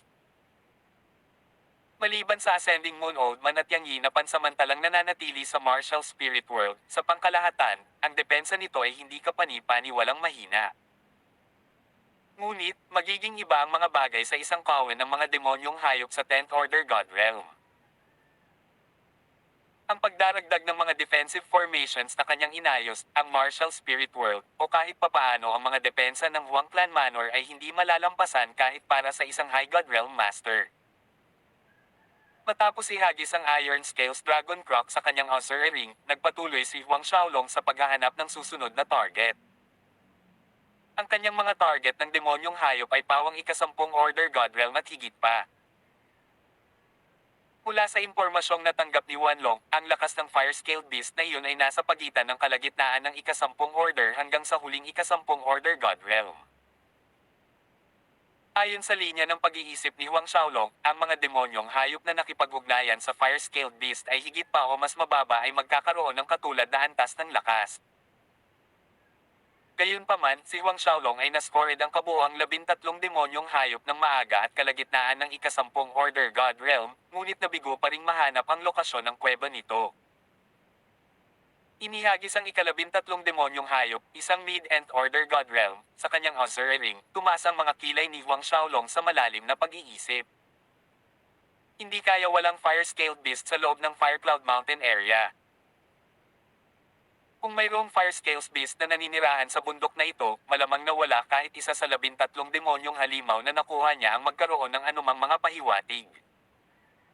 Pagkaraan ng ilang sandali, lumipad si Huang Xiaolong patungo sa tuktok ng Fire Cloud Mountain. Sa pangkalahatan, ang mga demonyong hayop na naninirahan sa mas mataas kaysa sa kalagitnaan ng bundok ay ang 10th Order God Realm na lakas. Kung mas mataas ang isa, mas malakas sila.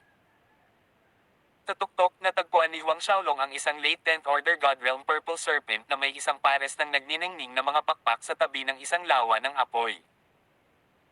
Mayroon itong sinaunang mabangis na halimaw na bloodline, Luminous Wings Flying Serpent. Gayunpaman, ang isang ito na natagpuan ni Huang Xiaolong ay isang mutated na variant at mas malakas. Hindi nangahas si Huang Xiaolong na maliitin ang Luminous Wings Flying Serpent na ito. Itinago ang kanyang aura, tinawag ni Huang Xiaolong ang kambal na dragon na martial spirit at kaluluwang nagbago. Pagkatapos, isagawa ang dalawang kakayahan ng Space Concealment at Phantom Shadow ng sabay, dumating si Huang Xiaolong sa itaas mismo ng ulo ng Purple Serpent. Pagkatapos, hinampas niya ang isang palad na hinampas ang ulo ng lilang ahas. Halos agad na nag-react ang Luminous Wings Flying Serpent. Kumalat ang mga pakpak nito, naglabas ng nakakasilaw na liwanag, ngunit huli pa rin ng kalahating segundo ang reaksyon nito. Ang palad ni Huang Xiaolong ay nagulat sa Purple Serpent na nawala ng malay, gayunpaman, hindi niya kayang saripin ang kaluluwa nito sa ngayon. Sa isang mabilis na pagkilos, itinapon niya ang ahas sa kanyang Azure ring at nawala sa lugar sa isang kisap mata. Nang umalis si Huang Xiaolong, umalangaw-ngaw sa hangin ang mga alingaw-ngaw ng demonyong hayop, ang napakalaking pressure ay nagmumula sa iba't ibang direksyon. Sa segundong iyon nang mag-react ang Luminous Wings Flying Serpent, ang maliwanag na ningning mula sa mga pakpak nito ay nag-alerto sa nakapaligid na mga demonyong hayop. Tawag. I-prick. I-click. I-subscribe kwentong nobela. Hindi magagapi. Tagalog Translator, Andy Dors, Kabanata 747. Pagkuha ng Fire-Scaled Beast. Itinago ni Huang Xiaolong ang kanyang presensya habang lumilipad siya paitaas sa kahabaan ng bundok hanggang sa makarating siya sa itaas ng isang bangin. Nakahinga siya ng maluwag matapos matukoy na walang demonyong halimaw ang humahabol sa likod niya. Inilabas niya ang Luminous Wings Flying Serpent mula sa kanyang Azure ring at sinimulan itong sabunutin. Nang matapos siya, nagliwanag ang mga mata ni Huang Xiaolong sa pananabik. Mula sa mga alaala ng Luminous Wings Flying Serpent na ito, sa wakas ay natagpuan niya ang lokasyon ng kuweba ng Fire-Scaled Beast. Gayunpaman, ang nakakagulat na balita ay, mayroong hindi lamang isang Fire-Scaled Beast kundi dalawa. Sa totoo lang, ito ay isang pares ng lalaki at babae. Higit sa lahat, ang lakas ng parehong demonyong halimaw ay nasa yugto ng pagiging perpekto sa huling bahagi ng ikasampung Order God Realm. Hindi tulad ng sinabi ni Wanlong sa pagitan ng kalagitnaan ng ikasampung Order God Realm. Naging seryoso ang mga tingin ni Huang Xiaolong pagkatapos na lumipas ang kanyang kasiyahan at pananabik. Walang pag-aalinlangan, ang pagkuha ng dalawang yugto ng pagiging perpekto sa huli ikasampung order ng God Realm Fire-Scaled Beasts ay mas mahirap kaysa talunin si Wanlong. Higit pa rito, kinumpirma ni Huang Xiaolong mula sa mga alaala ng Luminous Wings Flying Serpent na mayroon ng High God Realm na mga demonyong hayop na naninirahan sa Fire Cloud Mountain. Hindi isa, kundi tatlo. Sila ay tatlong Flaming Golden Claw Great Pang na may sinaunang mabangis na linya ng dugo ng hayop. Ang pinakamalaking bentahe ng Flaming Golden Claw Great Pangs ay ang kanilang kamangha-manghang bilis. Hindi pa banggitin ang kanilang mga kuko na kayang durugan ng halos anumang bagay, o ang kanilang mabilis at matatalim na pag-atake. Si Huang Xiaolong ay hindi masyadong kumpiyansa na makakapatay ng isa, ano pa ang tatlong Flaming Golden Claw Great Palm. Laban sa tatlong Flaming Golden Claw Great Palm, si Huang Xiaolong ay maaari lamang magtago at tumakbo. At muli, ayaw niyang umalis ng ganito lang, hindi noong sa wakas ay natagpuan niya ang kuweba ng Fire-Scaled Beasts. Kung makukuha niya ang parehong mga core ng fire scale beasts, maaaring mapataas ni Huang Xiaolong ang kailanawan ng kanyang kaluluwa. Sa makatuwid, sa kabila ng pag-alam na mayroong tatlong High God Realm Flaming Golden Claw Great Pang sa tuktok ng Fire Cloud Mountain, determinado si Huang Xiaolong na magtungo sa Fire Scale Cave. Makalipas ang kalahating oras, nakatayo si Huang Xiaolong sa harap ng Fire Scale Cave malapit sa tuktok. Malawak ang butas ng kuweba at mga 3 hanggang 4 na metro ang taas, ngunit nakatago sa paningin na may matataas na mga damo na tumatakip dito. Bukod dito, ang isang pagtatago na porma sayon ay inayos sa paligid ng pasukan, na ginagawang mas mahirap para sa sinuman na matuklasan ang pasukan ng kuweba. Madaling tinanggal ni Huang Xiaolong ang nagtatagong porma sayon sa paligid ng pasukan, na wala sa kuweba sa isang kisap mata. Ang kapaligiran sa loob ng Fire Scale Cave ay mainit at tuyo. Sa pagitan ng tuyong init ay mga eskarlate na globo ng enerhiya na naiiba sa enerhiya ng Fire World. Ang mga eskarlate na globo ay nagbuga ng malambot na gininto ang kinang. Mula sa mga eskarlate na globo, nakita ni Huang Xiaolong ang isang tiyak na pabango na katulad ng sandalwood, kaya hindi ito nakakadiri. Ito marahil ang kakaibang amoy ng Fire Scale Beast. Maingat na ipinalaganap ni Huang Xiaolong ang kanyang banal na sentido sa loob ng yungib habang itinatago ang sarili niyang presensya habang lumilipad siya sa mabagal na bilis.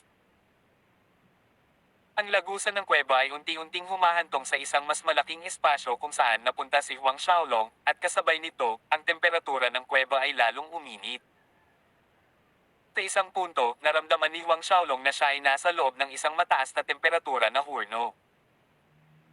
Ang mataas na temperatura lamang na ito ay sapat na upang ilayo ang karamihan sa mga cultivator ng 7th Order God Realm. Pagkatapos ng humigit kumulang 20 minuto ng paglipad, narinig ni Huang Xiaolong ang mahinang mga ingay sa hindi kalayuan sa unahan, na parang tigre pero katulad din ng ungol ng leon. Biglang lumiwanag ang eksena bago si Huang Xiaolong, na naging malaking espasyo sa ilalim ng lupa. Ang mga dingding ng espasyong ito sa ilalim ng lupa ay parang bakal, na may gintong eskarlate na apoy na lumulutang sa ibabaw nito. Sa gitna ng malaking espasyo sa ilalim ng lupa ay isang porma sayon na itinayo na may mga sinaunang simbolo ng hayop, na may 2 malalaking elemento ng apoy na mga demonyong hayop sa gitna ng porma sayon. Ang kanilang mga mata ay gininto ang pula na parang nagninangas na baga, gayon din ang mga kaliskis na tumatakip sa kanilang mga katawan. Mayroon silang 4 na makapangyarihang mga binti, at sa mga sulok ng kanilang mga bibig ay may 2 mahabang balbas na parang mga balbas ng dragon. Ang 2 ito ay ang Fire Scale Beast na hinahanap ni Huang Xiaolong, ngunit hindi inaasahan ni Huang Xiaolong na makikita itong 2 Fire Scale Beast na naglilinang. Iniluwa ng 2 Fire Scale Beast ang kanilang Golden Red Beast Core, na nagpaikot-ikot sa hangin sa harap nila. Naligo sila sa kanilang malademonyong chi, umaalingaw-ngaw at nag-aalaga sa kaibuturan ng isa't isa. Pinapanood ang 2 Fire Scale Beast na ito na inilalabas ang kanilang mga core para sa cultivation, natuwa si Huang Xiaolong.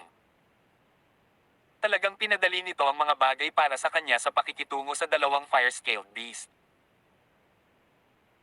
Iyon ay dahil ang mas malaking bahagi ng lakas o puwersa ng isang demonyong hayop ay nakaimbak sa loob ng kanilang core. Kung tambangan ni Huang Xiaolong ang 2 Fire Scale Beast na ito at inagaw ang kanilang mga Beast Core, ito ay lubos na magpahina sa kanila. Gayunpaman, hindi nagmamadaling kumilos si Huang Xiaolong. Bilang pag-iingat, maingat niyang kinuha ang God-restricting Golden Silk Thread Rope, na ikinakandado ang buong underground cavern mula sa labas ng mundo. Sa ganitong paraan, kapag nagsimula ang labanan, ang mga energy shockwave ay hindi magpapa-alerto sa iba pang mga demonyong halimaw sa malapit. Matapos ayusin ang sinaunang God-restricting Golden Silk Thread Rope, hindi na nagdalawang isip si Huang Xiaolong na umatake. Gamit ang kanyang Martial Spirits, Space Concealment at Phantom Shadow ability, halos agad na lumitaw si Huang Xiaolong sa itaas ng 2 core ng Fire Sail Beasts. Ang kanyang mga kamay ay bumuo ng 2 kuko, sinipsip ang 2 umaaligid na mga core ng hayop sa kanyang mga palad. Sa parehong eksaktong sandali na lumitaw si Huang Xiaolong, ang parehong Fire Scale Beast ay nagmulat ng kanilang mga mata. 2 Dalawang galit na galit ang yumanig sa kuweba sa ilalim ng lupa, at maging ang lupa ay tila yumanig dahil sa sound wave. Ito ang likas na kakayahan ng fire-scaled beast, Blazing Roar. Batay sa lakas ng dalawang fire-scaled beast na ito, kapag umungol sila sa galit ay maaari nilang durugan ang isang maagang 10th Order God Realm na demonyong hayop hanggang sa mamatay. Ngunit naghanda si Huang Xiaolong. Lumipad palabas ng Dragon Pearl Space si Dragon Emperor Ao Tai, pinuprotektahan si Huang Xiaolong gamit ang kanyang Golden Dragon Body.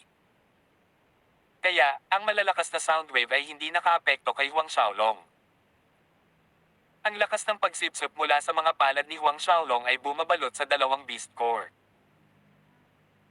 Ngunit ang malakas na puwersang nagbubuklod sa pagitan ng fire-scaled beasts at ng kanilang mga beast core ay nagulat sa kanya. Ang dalawang beast core sa kanyang mga kamay ay nagpupumilit na kumawala, gustong lumipad pabalik sa katawan ng fire-scale beasts. Anumang iba pang average na yugto ng pagiging perpekto sa huli ika-10 Order God Realm Cultivator ay mahihirapang panatilihin ang mga beast core sa kanilang mga kamay. Sa kasamaang palad, ang fire-scaled beasts ay nakaharap kay Huang Xiaolong. Gamit ang tunay na immortal na asensya sa kanyang dantian, na baliw, pinutol ni Huang Xiaolong ang ugnayan sa pagitan ng fire-scaled beasts at ng kanilang mga core. Gamit ang dalawang core ng fire-scale beast sa kanyang mga palad, mabilis na inukit ni Huang Xiaolong ang Silong Formation, pansamantalang tinataka ng mga ito bago ihagi sa kanyang Ossuary Ring. Ang lahat ng ito ay nangyari sa bilis ng kidlat. Sa sandaling lumitaw ang Dragon Emperor Ao Tai, ang dalawang fire-scaled beasts ay pinilit ng kanyang High God Realm Dragon na lakas, na hindi makapag-react. Nang maramdaman ang kanilang koneksyon sa mga core ng hayop na naputol, umalangaw-ngaw ang galit na Dagendong. Hindi pinapansin ang galit na mga Dagendong na itinuro sa kanya, inabot ni Huang Xiaolong ang isa sa fire-scaled beast, na sinuntok ito. Sa galit, itinaas ng fire-scaled beast ang mga paa sa harapan, sinipas si Huang Xiaolong. Dumagundong. Isang malakas na salpukan ang umalangaw-ngaw. Pumangga ang kanang kamao ni Huang Xiaolong sa malaking kuko ng fire-scaled beast, na nagresulta sa isang malungkot na alulong mula sa hayop. Lumipad pabalik ang katawan nito, bumagsak sa matigas na batong pader. Ang dalawang fire-scaled beast na ito ay medyo mas malakas kaysa sa average na late 10th Order God Realm Demonic Beast matapos mawala ang kanilang mga beast core. Sa kanilang kasalukuyang estado, wala silang banta kay Huang Xiaolong. Sa isang iglap, si Huang Xiaolong ay nasa harap na ng isa pang fire-scale beast, hinahagis ito ng suntok. Hindi ginamit ni Huang Xiaolong ang kanyang tunay na walang kamatayang essence fire o anumang kakayahan sa pakikipaglaban, puro pisikal na lakas. Tawag. I-prick. I-click. I-subscribe kwentong nobela. Hindi magagapi. Tagalog Translator, Andy Dors, Kabanata 748. Baka may nangyari kay Master. Nang maaga ang mga core ng fire-scaled beasts, na ang nakapalibot na espasyo ay nakalock ng sinaunang divine artifact na God-restricting golden silk thread rope na pumutol sa underground cavern mula sa labas ng mundo, hindi nag-alala si Huang Xiaolong na ang malakas na kaguluhan ay mag-aalerto sa iba. Mga demonyong hayop. Kaya naman, nagsimula siyang paglaruan, ang dalawang fire-scaled beasts. Nakipagkumpetensya siya ng suntok para sa suntok sa dalawang galit na fire-scaled beast. Si Huang Xiaolong ay may tumpak na kontrol sa dami ng puwersa na ginamit niya, itinulak ang dalawang fire-scaled beast sa hangin o bumagsak sa mga pader ng bato, ngunit hindi masyadong brutal na namatay sila sa lugar. Parehong tumayo ang fire-scaled beast matapos mapatamba, pagkatapos ay itinumba sila at muling tumayo maraming beses na parang walang katapusang cycle. Sa dulo, ang dalawang fire-scaled beast ay nagsimulang magpakita ng takot nang makita si Huang Xiaolong na papalapit sa kanila, ang kanilang apat na paa ay nanginginig habang sila ay umatras palayo sa kanya kahit na nanginginig ang kanilang mga ulo. Wala ni isa sa mga fire-scaled beast na nangahas na salakayin si Huang Xiaolong. Nang itinaas ni Huang Xiaolong ang kanyang magkabilang kamao, ang dalawang fire-scaled beast ay nakadapa sa lupa, nakikiusap kay Huang Xiaolong na huwag silang patayin. Isinasaalang-alang ang mga bagay-bagay, hindi iginiit ni Huang Xiaolong na patayin ang fire-scaled beasts. Sa simula pa lang, ang layunin niya ay ang mga Beast Core, kung pinatay niya ang dalawang demonyong hayop na ito ay hindi mahalaga. Kaya naman, nagpa siya si Huang Xiaolong na paamuin ang dalawang fire-scaled beast. Bagamat ang kanilang mga lakas ay hamina nang wala ang kanilang mga Beast Core, ang kanilang perfection stage lamang sa huling 10th Order God Realm na pisikal na kahusayan ay naging mas malakas sa kanila kaysa sa anumang iba pang late 10th Order God Realm na mga demonyong hayop. May natitira pang gamit sa kanila. Higit pa rito, pagkatapos ng ilang daang taon ng cultivation, ang dalawang fire-scaled beast na ito ay maaaring mag-condense ng mga bagong beast core. Sa tulong ni Huang Xiaolong, mayroon pa ring pag-asa na makapasok sa High God Realm. Ang dalawang fire-scaled beast ay talagang isang malakas na puwersang humahadlang laban sa mga sobrang pamilya sa lahat ng apat na kalawakan. Natural, ang dalawang fire-scaled beast ay piniling magpasakop kay Huang Xiaolong. Matapos ay brand ang kaluluwa ng dalawang hayop ng marka ng kanyang kaluluwa, umalis silang tatlo sa fire-scaled cave. Gayunpaman, wala pang plano si Huang Xiaolong na umalis sa Firecloud Mountain. Inutusan niya ang dalawang fire-scaled beast na akayin siya sa teritoryo ng iba pang demonic beasts upang maipagpatuloy niya ang pagsupil sa iba pang mga beast ng 10th Order God Realm at higit pa.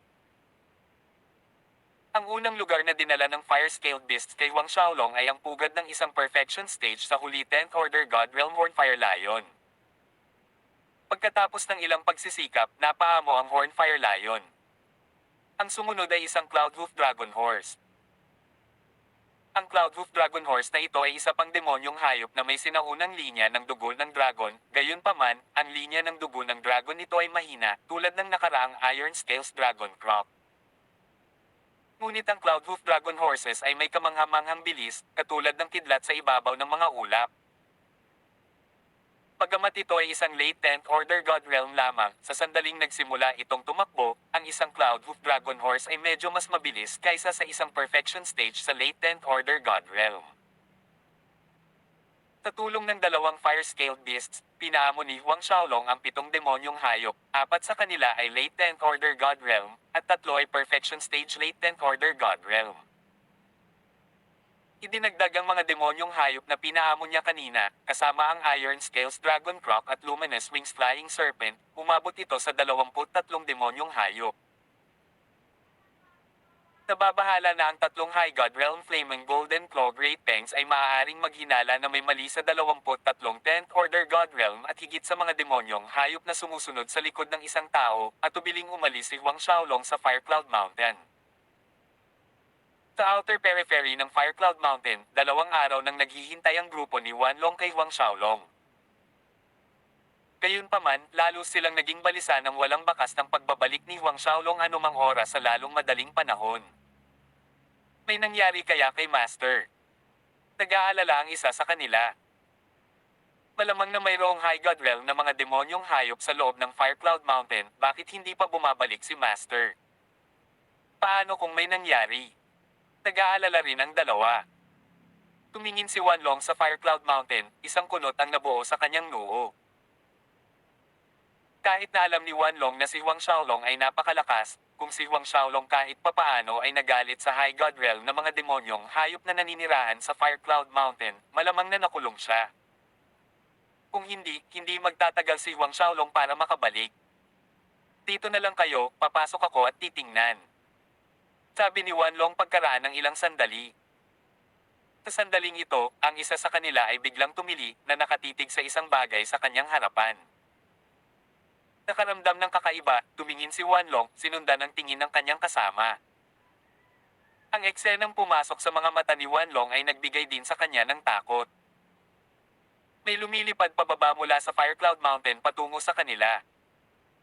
Siyempre, si Huang Xiaolong iyon, at sumusunod sa likuran niya ay isang grupo ng mga demonyong halimaw. Ang bawat demonyong halimaw ay naglabas ng matinding panggigipit, at ang pinakamahina ay isa pa ring maagang 10th Order God Realm. Ito, bakit napakaraming demonyong hayop sa kaharian ng ika-10 utos ng Diyos? Yung isang fire-scaled beast. Hindi, 2 sila. At iyon ay isang Luminous Wings Flying Serpent. Heavens, isa talaga itong Hornfire Lion. Isang perfection stage late 10th Order God Realm Hornfire Lion. Naalerto ni Master ang napakaraming demonyong hayop, hinahabol siya pababa ng bundok. Napakaraming demonyong halimaw, wala na tayong natitirang buto. Namutla silang apat habang pinagmamasdan ng grupo ng mga demonyong halimaw na humahabol sa likod ni Huang Xiaolong. Ngunit sa lalong madaling panahon, napansin ni Wanlong at ng iba pa na may mali. Una sa lahat, ang ekspresyon ni Huang Xiaolong ay nakaka-relax, lumilipad sa bilis na hindi mabilis o mabagal. Mukhang hindi siya tumatakas. Ang grupo ng mga demonyong hayop ay sumusunod kay Huang Xiaolong sa isang masayang bilis, hindi lamang ang mga demonyong hayop na iyon ay hindi umatake sa kanya sa anumang paraan, ang magalang na kilos na iyon, ang takot sa kanilang mga mata. Ang grupong ito ng mga demonyong halimaw ay parang isang grupo ng maliliit na kapatid na nagtag sa likod ni Huang Xiaolong. Maaaring ito ay nagpalitan ng tingin si Wanlong at ang tatlo pa, puno ng pagtataka at pananabik. Matapos nilang makumbinsi na ang grupo ng mga demonyong hayop sa likod ni Huang Xiaolong ay hindi humahabol sa kanya, silang apat ay nagmamadaling pumunta sa tabi ni Huang Xiaolong. Sa harap ni Huang Xiaolong, magalang nilang binati, "Guro." Tumango si Huang Xiaolong, pagkatapos ay nagtanong, "Akala mo ba hinahabol ako ng grupong ito ng mga demonyong hayop para patayin ako?" Si Wanlong at ang lahat ay awkward na tumango ng kanilang mga ulo, hindi alam kung paano nila sasagutin si Huang Xiaolong. "Napaamo ko na ang grupong ito ng mga demonyong hayop," sabi ni Huang Xiaolong, "Li Zan, itong Cloudhoof Dragon Horse, ibibigay ko ito sa iyo bilang iyong bundok," habang nakaturo sa Cloudhoof Dragon Horse. Pagkatapos ng isang segundong pagkataranta, ang Grand Elder ng Celestial Peace Sect na si Li Zan ay nanginginig sa pananabik, nauutal na hindi makapaniwala, "Ma-Master, why ibibigay mo sa akin ang Cloudhoof Dragon Horse na iyon bilang isang beast mount?" Halos hindi masisisi si Li Zan sa kanyang labis na reaksyon, ang mga demonyong hayop sa antas ng God Realm ay mahirap paamuhin, kahit na ang beast mount ng kanyang Celestial Peach Sect Patriarch ay isang maagang 10th Order God Realm Fire Lone Bird lamang. Karamihan sa iba pang mga Grand Elder ay walang anumang beast mount, at ang mga mayroon nito, ang kanilang mga beast mount ay may lakas ng 8th Order o 9th Order God Realm.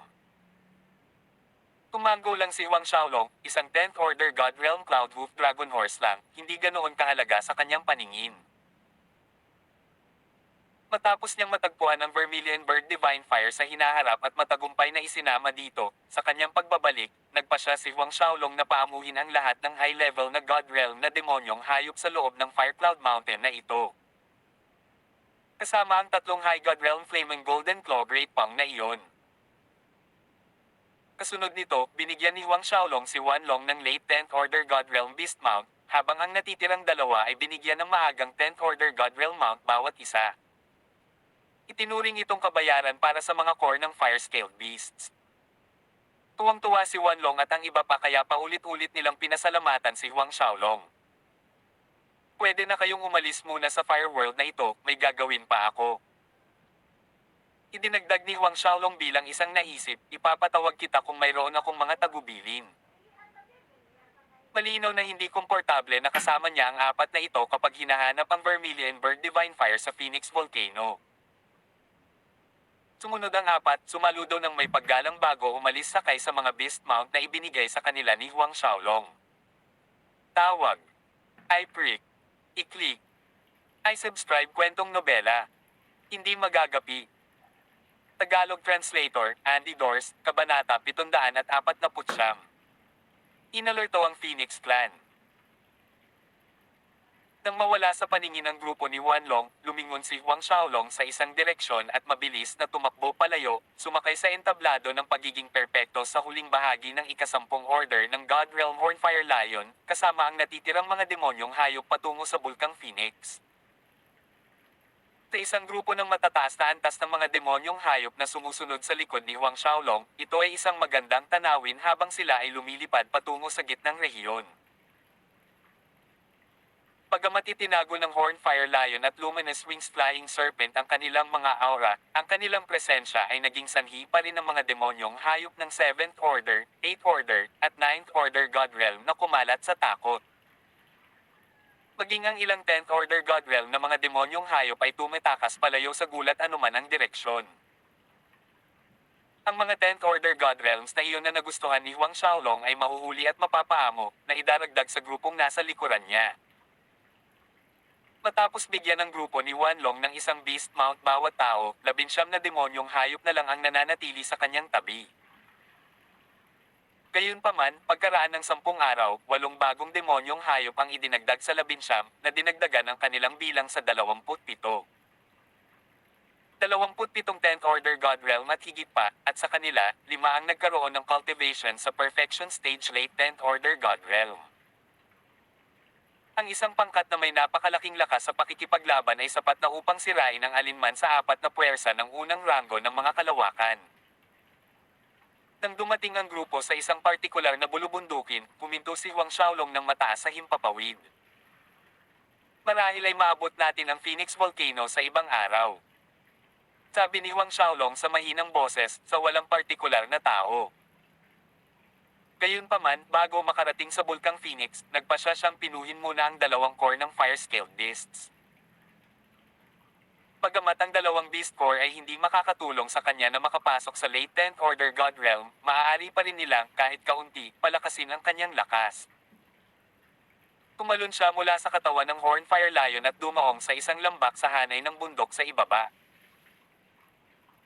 Pagkatapos ay inutusan ni Huang Xiaolong ang mga demonyong hayop na magbantay sa paligid ng lambak habang inilabas niya ang parehong Fire-Scaled Beast Core, sabay na nilamon ang mga ito.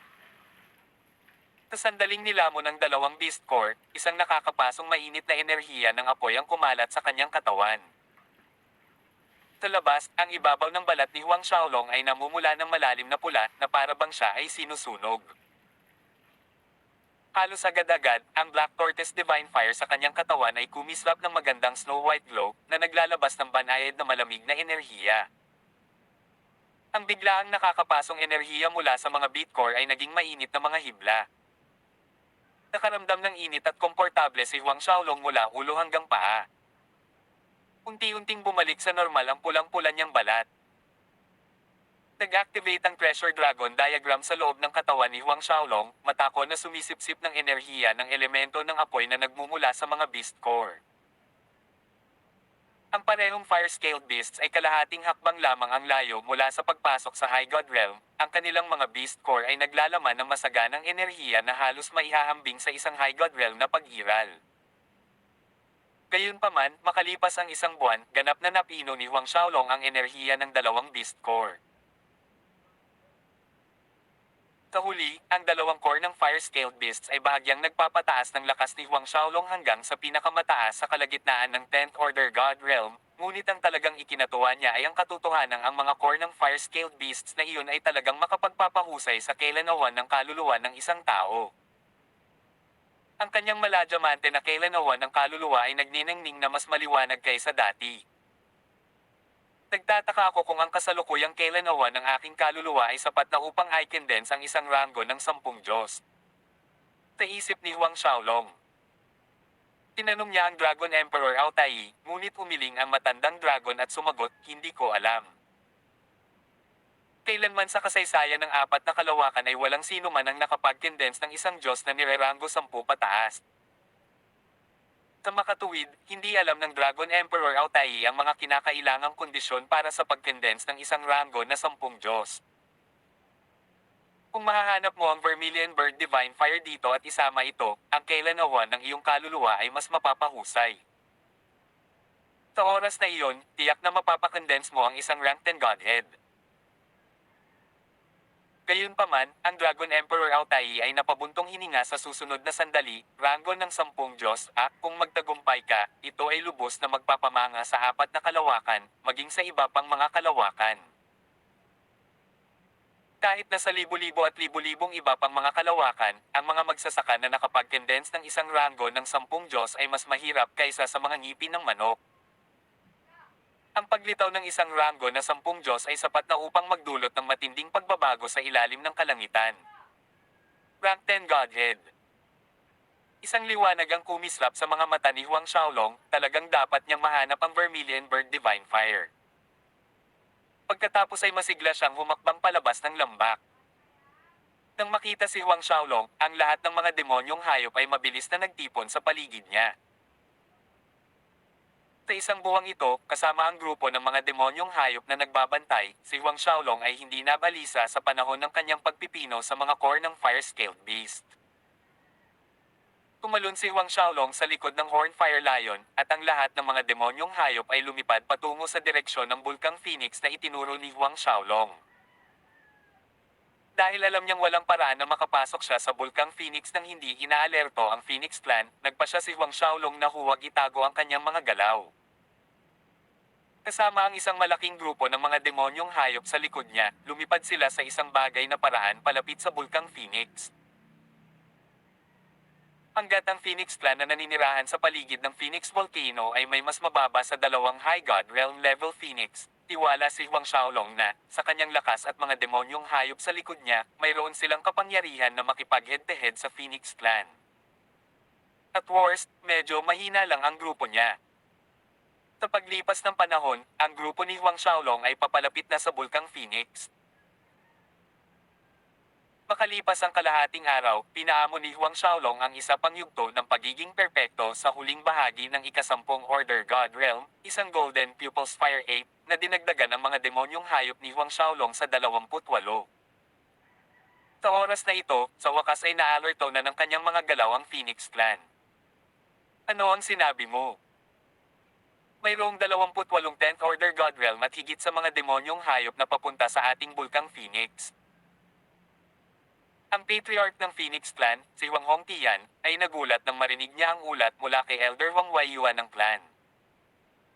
Gayon din ang 20 pa sa mga Grand Elder ng Angkan. Sa una, ang patriarch at ang lahat ng Grand Elder ay nagtipon upang pag-usapan ang marahas na pagbabago-bago ng enerhiya na nagmumula sa ilalim ng Bulkang Phoenix. Hindi nila inaasahan na marinig ang ganoong ulat. Kaya nga, bukod pa rito, 6 sa kanila ang Perfection Stage Late 10th Order God Realm, at 11 ang Late 10th Order God Realm. Binigyan din ni Elder Huang Huaiyan. Nagdulot ito ng mas malaking reaksyon mula sa lahat ng naruroon. Sigurado ka bang lumilipad sila patungo sa ating Bulkang Phoenix? Tanong ni Phoenix Clan Patriarch Huang Hongtian sa isang solemna na boses. 6 na yugto ng pagiging perpekto huli ikasampung Order God Realm. 11 ang Late 10th Order God Realm. Kahit na matalo at mapatay ng kanilang Phoenix Clan ang grupong ito ng demonyong hayop, magbabayad sila ng mabigat na halaga. Mula sa direksyon na sila ay lumilipad, ang mga pagkakataon ay 9 sa 10 na sila ay darating sa amin. Sagot ni Huang Weiyuan, ang kanyang boses ay parang solemna. Ang isang kakaibang bagay ay, mayroong isang tao sa kalagitnaan ng ikasampung Order God Realm sa kanila. Isang mid-10th Order God Realm na tao. Umalangaw-ngaw sa bulwagan ng mga alingaw-ngaw ng pagtataka. Sa nakikita ng subordinate na ito, napakaraming high-level na demonyong hayop na patungo sa ating Bulkang Phoenix ay malamang na nauugnay sa taong ito. Idinagdag ni Huang Weiyuan. O, sabihin mo ang dahilan ng iyong haka-haka. Tanong ni Huang Hongtian. Dahil ang taong iyon ay nakasakay sa isang perfection stage huli 10th Order God Realm Hornfire Lion na nasa harapan ng grupo, ang iba pang mga demonyong hayop ay sumusunod sa kanyang likuran. Sagot ni Huang Weiyuan. Ito ay imposible. Nang marinig ang sagot ni Huang Weiyuan, ang mga kaisipang tumatakbo sa isip ng lahat ay imposible. Sinasabi mo na ang grupong ito ng mga demonyong hayop ay nakikinig sa utos ng isang tao sa kalagitnaan ng ikasampung Order God Realm. Nakita rin ito ni Huang Hongtian na hindi ka panipaniwala. Bakit susundin ng isang grupo ng 10th Order God Realm at higit sa mga demonyong hayop ang utos ng mid-10th Order God Realm na tao? Hindi banggitin ang katotohanan na mayroong 6 na yugto ng pagiging perpekto sa huling bahagi ng ikasampung Order God Realm na mga demonyong hayop sa grupong iyon. Iniisip ng subordinate na ito na malamang na totoo ito.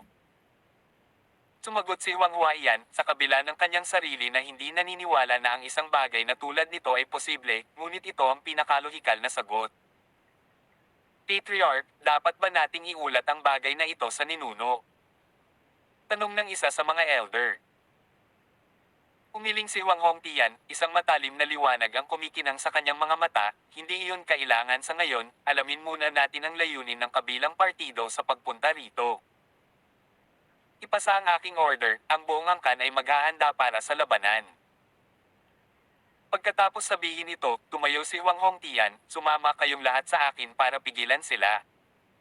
Tawag. I-prick. I-click. I-subscribe kwentong nobela. Hindi magagapi.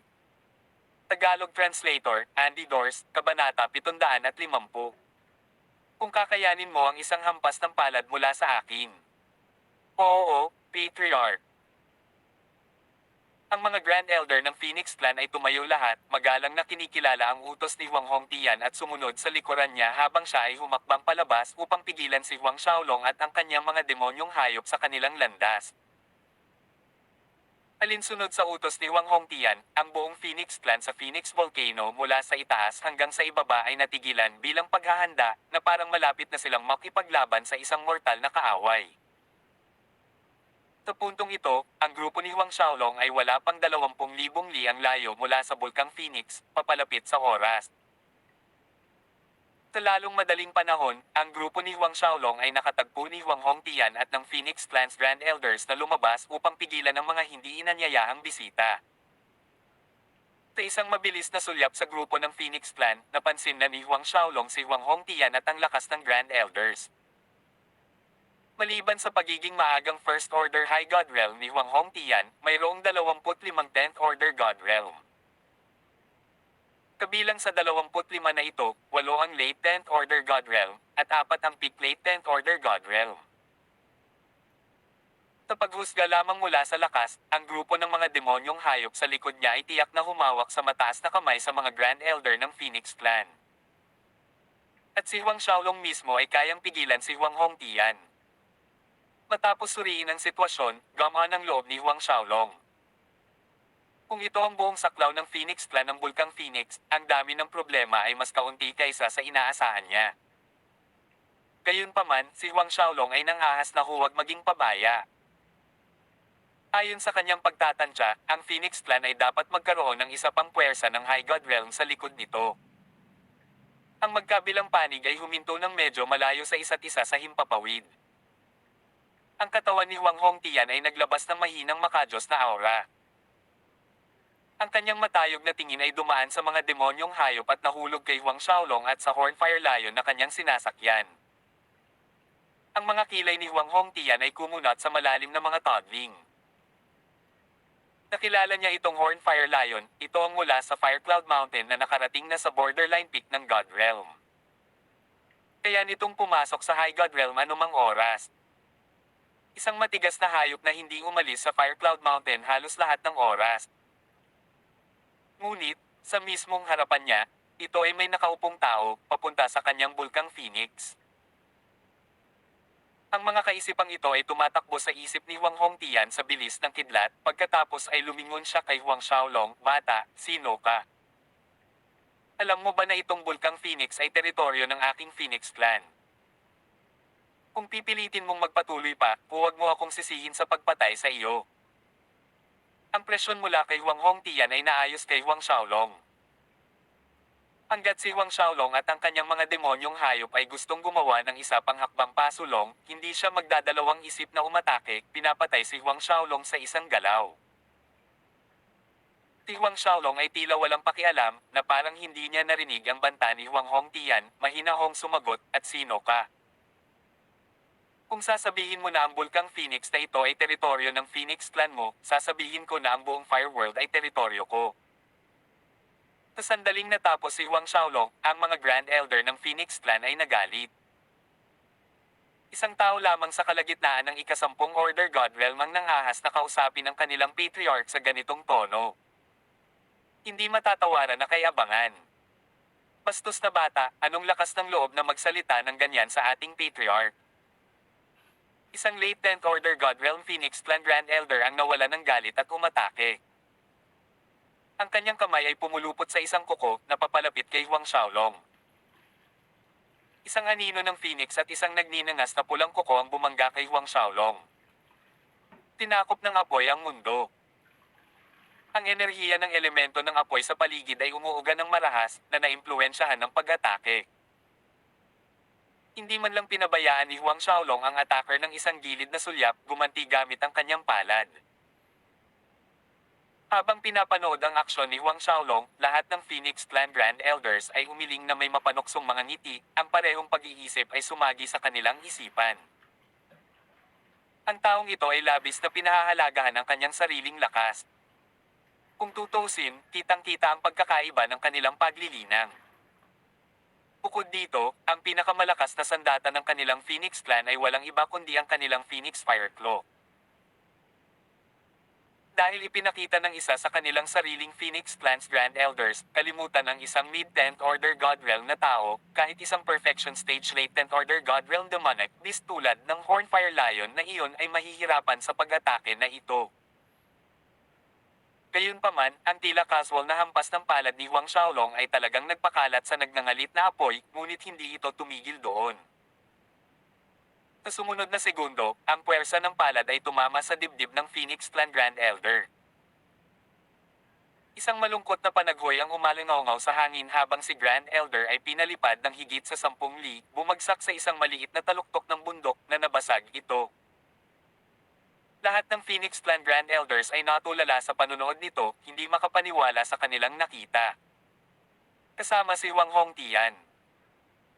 Bagamat hinala ni Huang Hongtian na si Huang Xiaolong ay maaaring hindi kasing simple ng nakikita niya, hindi rin niya ito binigyan ng malaking kahalagahan. Gayunpaman, ang biglaang pagliko ng mga pangyayari ay nagnakaw kay Huang Hongtian ng kanyang kakayahang tumugon kaagad. Pagkaraan ng ilang oras, sa wakas ay nalampasan ni Huang Hongtian at ng iba pang mga Grand Elder ang kanilang pagkagulat. Punk, inatake mo talaga at nasaktan ang isa sa amin, mamatay ka. Isang perfection stage ang late 10th Order Godrealm ng Phoenix Clan ay nagalit, na pumatay ng intensyon sa kanyang mga mata nang siya ay aatake na. Ang iba pang mga Grand Elder ay nakahanda rin sa pag-atake. Tama na, Atres kayong lahat. Tumunog ang marilag na boses ni Huang Hongtian. Noon lang huminto ang Phoenix Clan Grand Elders, ngunit halata pa rin ang kanilang galit na hindi sinasadyang tumingin kay Huang Xiaolong. Tumingin si Huang Hongtian kay Huang Xiaolong at sinabing, "Bata, nakikita ko na mayroon kang magandang talento, may pag-asa na magtagumpay ka sa High God Realm." Pagkatapos ay umiling siya, "Sa isang talento na tulad mo, ang mamatay dito ay kawawa naman. Hindi ka pa nakakalusot sa High God Realm, kaya hindi mo alam kung gaano kalaki ang agwat sa pagitan ng High God Realm at God Realm. Magiging kasing dali ng pagbelang ng palad ko kung gusto kitang patayin. Kaya, binibigyan kita ng isa pang pagkakataon, umatras ngayon o mapapatay na lang kita." Nang marinig ito, ang Dragon Emperor Altai ay tumatawa sa paghamak. Kahit na ang Vermilion Bird Institute Principal ay mahihirapang patayin si Huang Xiaolong, ngunit itong Phoenix Clan Patriarch ay talagang nagsabi na ang pagpatay kay Huang Xiaolong ay kasing dali ng pagpihit ng kanyang palad. Nagtanong si Huang Xiaolong bilang ganti, "Paano kung manalo ako at matalo ka?" Natahimik si Huang Hongtian at ang mga Grand Elder sa isang segundo, pagkatapos ay tumaas ang kanilang galit sa kanilang mga ulo. Masyadong mayabang. Ano ang sinabi ng punk na ito ngayon? Isang mid-10th Order Godrealm na tao ang nagyayabang tungkol sa pagkatalo sa kanilang Patriarch. Ang kanilang Patriarch na nakalusot sa High God Realm. Hindi lang nito inilalagay ang kanilang Phoenix Clan sa kanyang mga mata. "Patriarch, hayaan mo akong patayin ang brat na ito sa halip." Ang Grand Elder na gustong salakayin si Huang Xiaolong kanina ay nagsalita na may mga ngiping nagngangalit. Bahagyang idiniin ni Huang Hongtian ang kanyang leeg, hindi na kailangan, at ang malamig na titig niya ay muling nakatuon kay Huang Xiaolong, puno ng kumukulong layuning pagpatay, "Hanggat kaya mo ang isang palad mula sa akin, ililibre kita sa kamatayan." Parusa. Ang mga salita ni Huang Xiaolong ay nakaantig na sa kanyang ilalim. Sa mata ng isang High God Realm Master, lahat sa ibaba ng High God Realm ay mga langgam. Isang langgam ang nangahas na kulitin siya. Sa pagtingin sa layunin ng pagpatay sa kabilang panig, umiling si Huang Xiaolong, gusto kong pumasok sa Bulkang Phoenix upang makahanap ng isang bagay. Kung magagawa kong makayanan ang pag-atake mo, papayagan ako ng iyong Phoenix Clan na makapasok sa Bulkang Phoenix. Kapag nahanap ko na ang hinahanap ko, aakayin ko ang aking mga demonyong hayop palayo rito. Bago dumating sa Bulkang Phoenix, hindi kailanman nais ni Huang Shaoling na lumikha ng anumang salungatan sa Phoenix Clan, mas mabuti kung ang mga bagay na tulad nito ay maiiwasan. Siyempre, sa kasalukuyang antas ng lakas ni Huang Shaolong, hindi siya sapat para labanan ng buong Phoenix Clan. At muli, magiging iba ang mga bagay pagkatapos niyang isama ang Vermilion Bird Divine Fire. Sa oras na iyon, pagkatapos lumabas mula sa Bulkang Phoenix, pupamoy niya ang lahat ng mga Phoenix na ito. Nang marinig ang sinabi ni Huang Xiaolong na gusto lang niyang pumasok sa Bulkang Phoenix para maghanap ng kung ano, nagulat si Huang Hongtian at ang mga Grand Elder. Fine, kung makayanan mo ang isang hampas ng palad ko, papayagan kitang makapasok sa Phoenix Volcano. Malamig na sumang-ayon si Huang Hongtian. Sa kanyang puso, tumanggi siyang maniwala na ang isang mid-10th Order Godreal na tao ay talagang makakalaban sa kanyang pag-atake. Tawag. I-prick. I-click. I-subscribe kwentong nobela. Hanggang dito na lang muna mga masters. Salamat sa pagsubaybay mga lods. Abangan lamang ang kasunod na episode. Nang hindi magagapi. Dito sa ating channel. Kwentong nobela.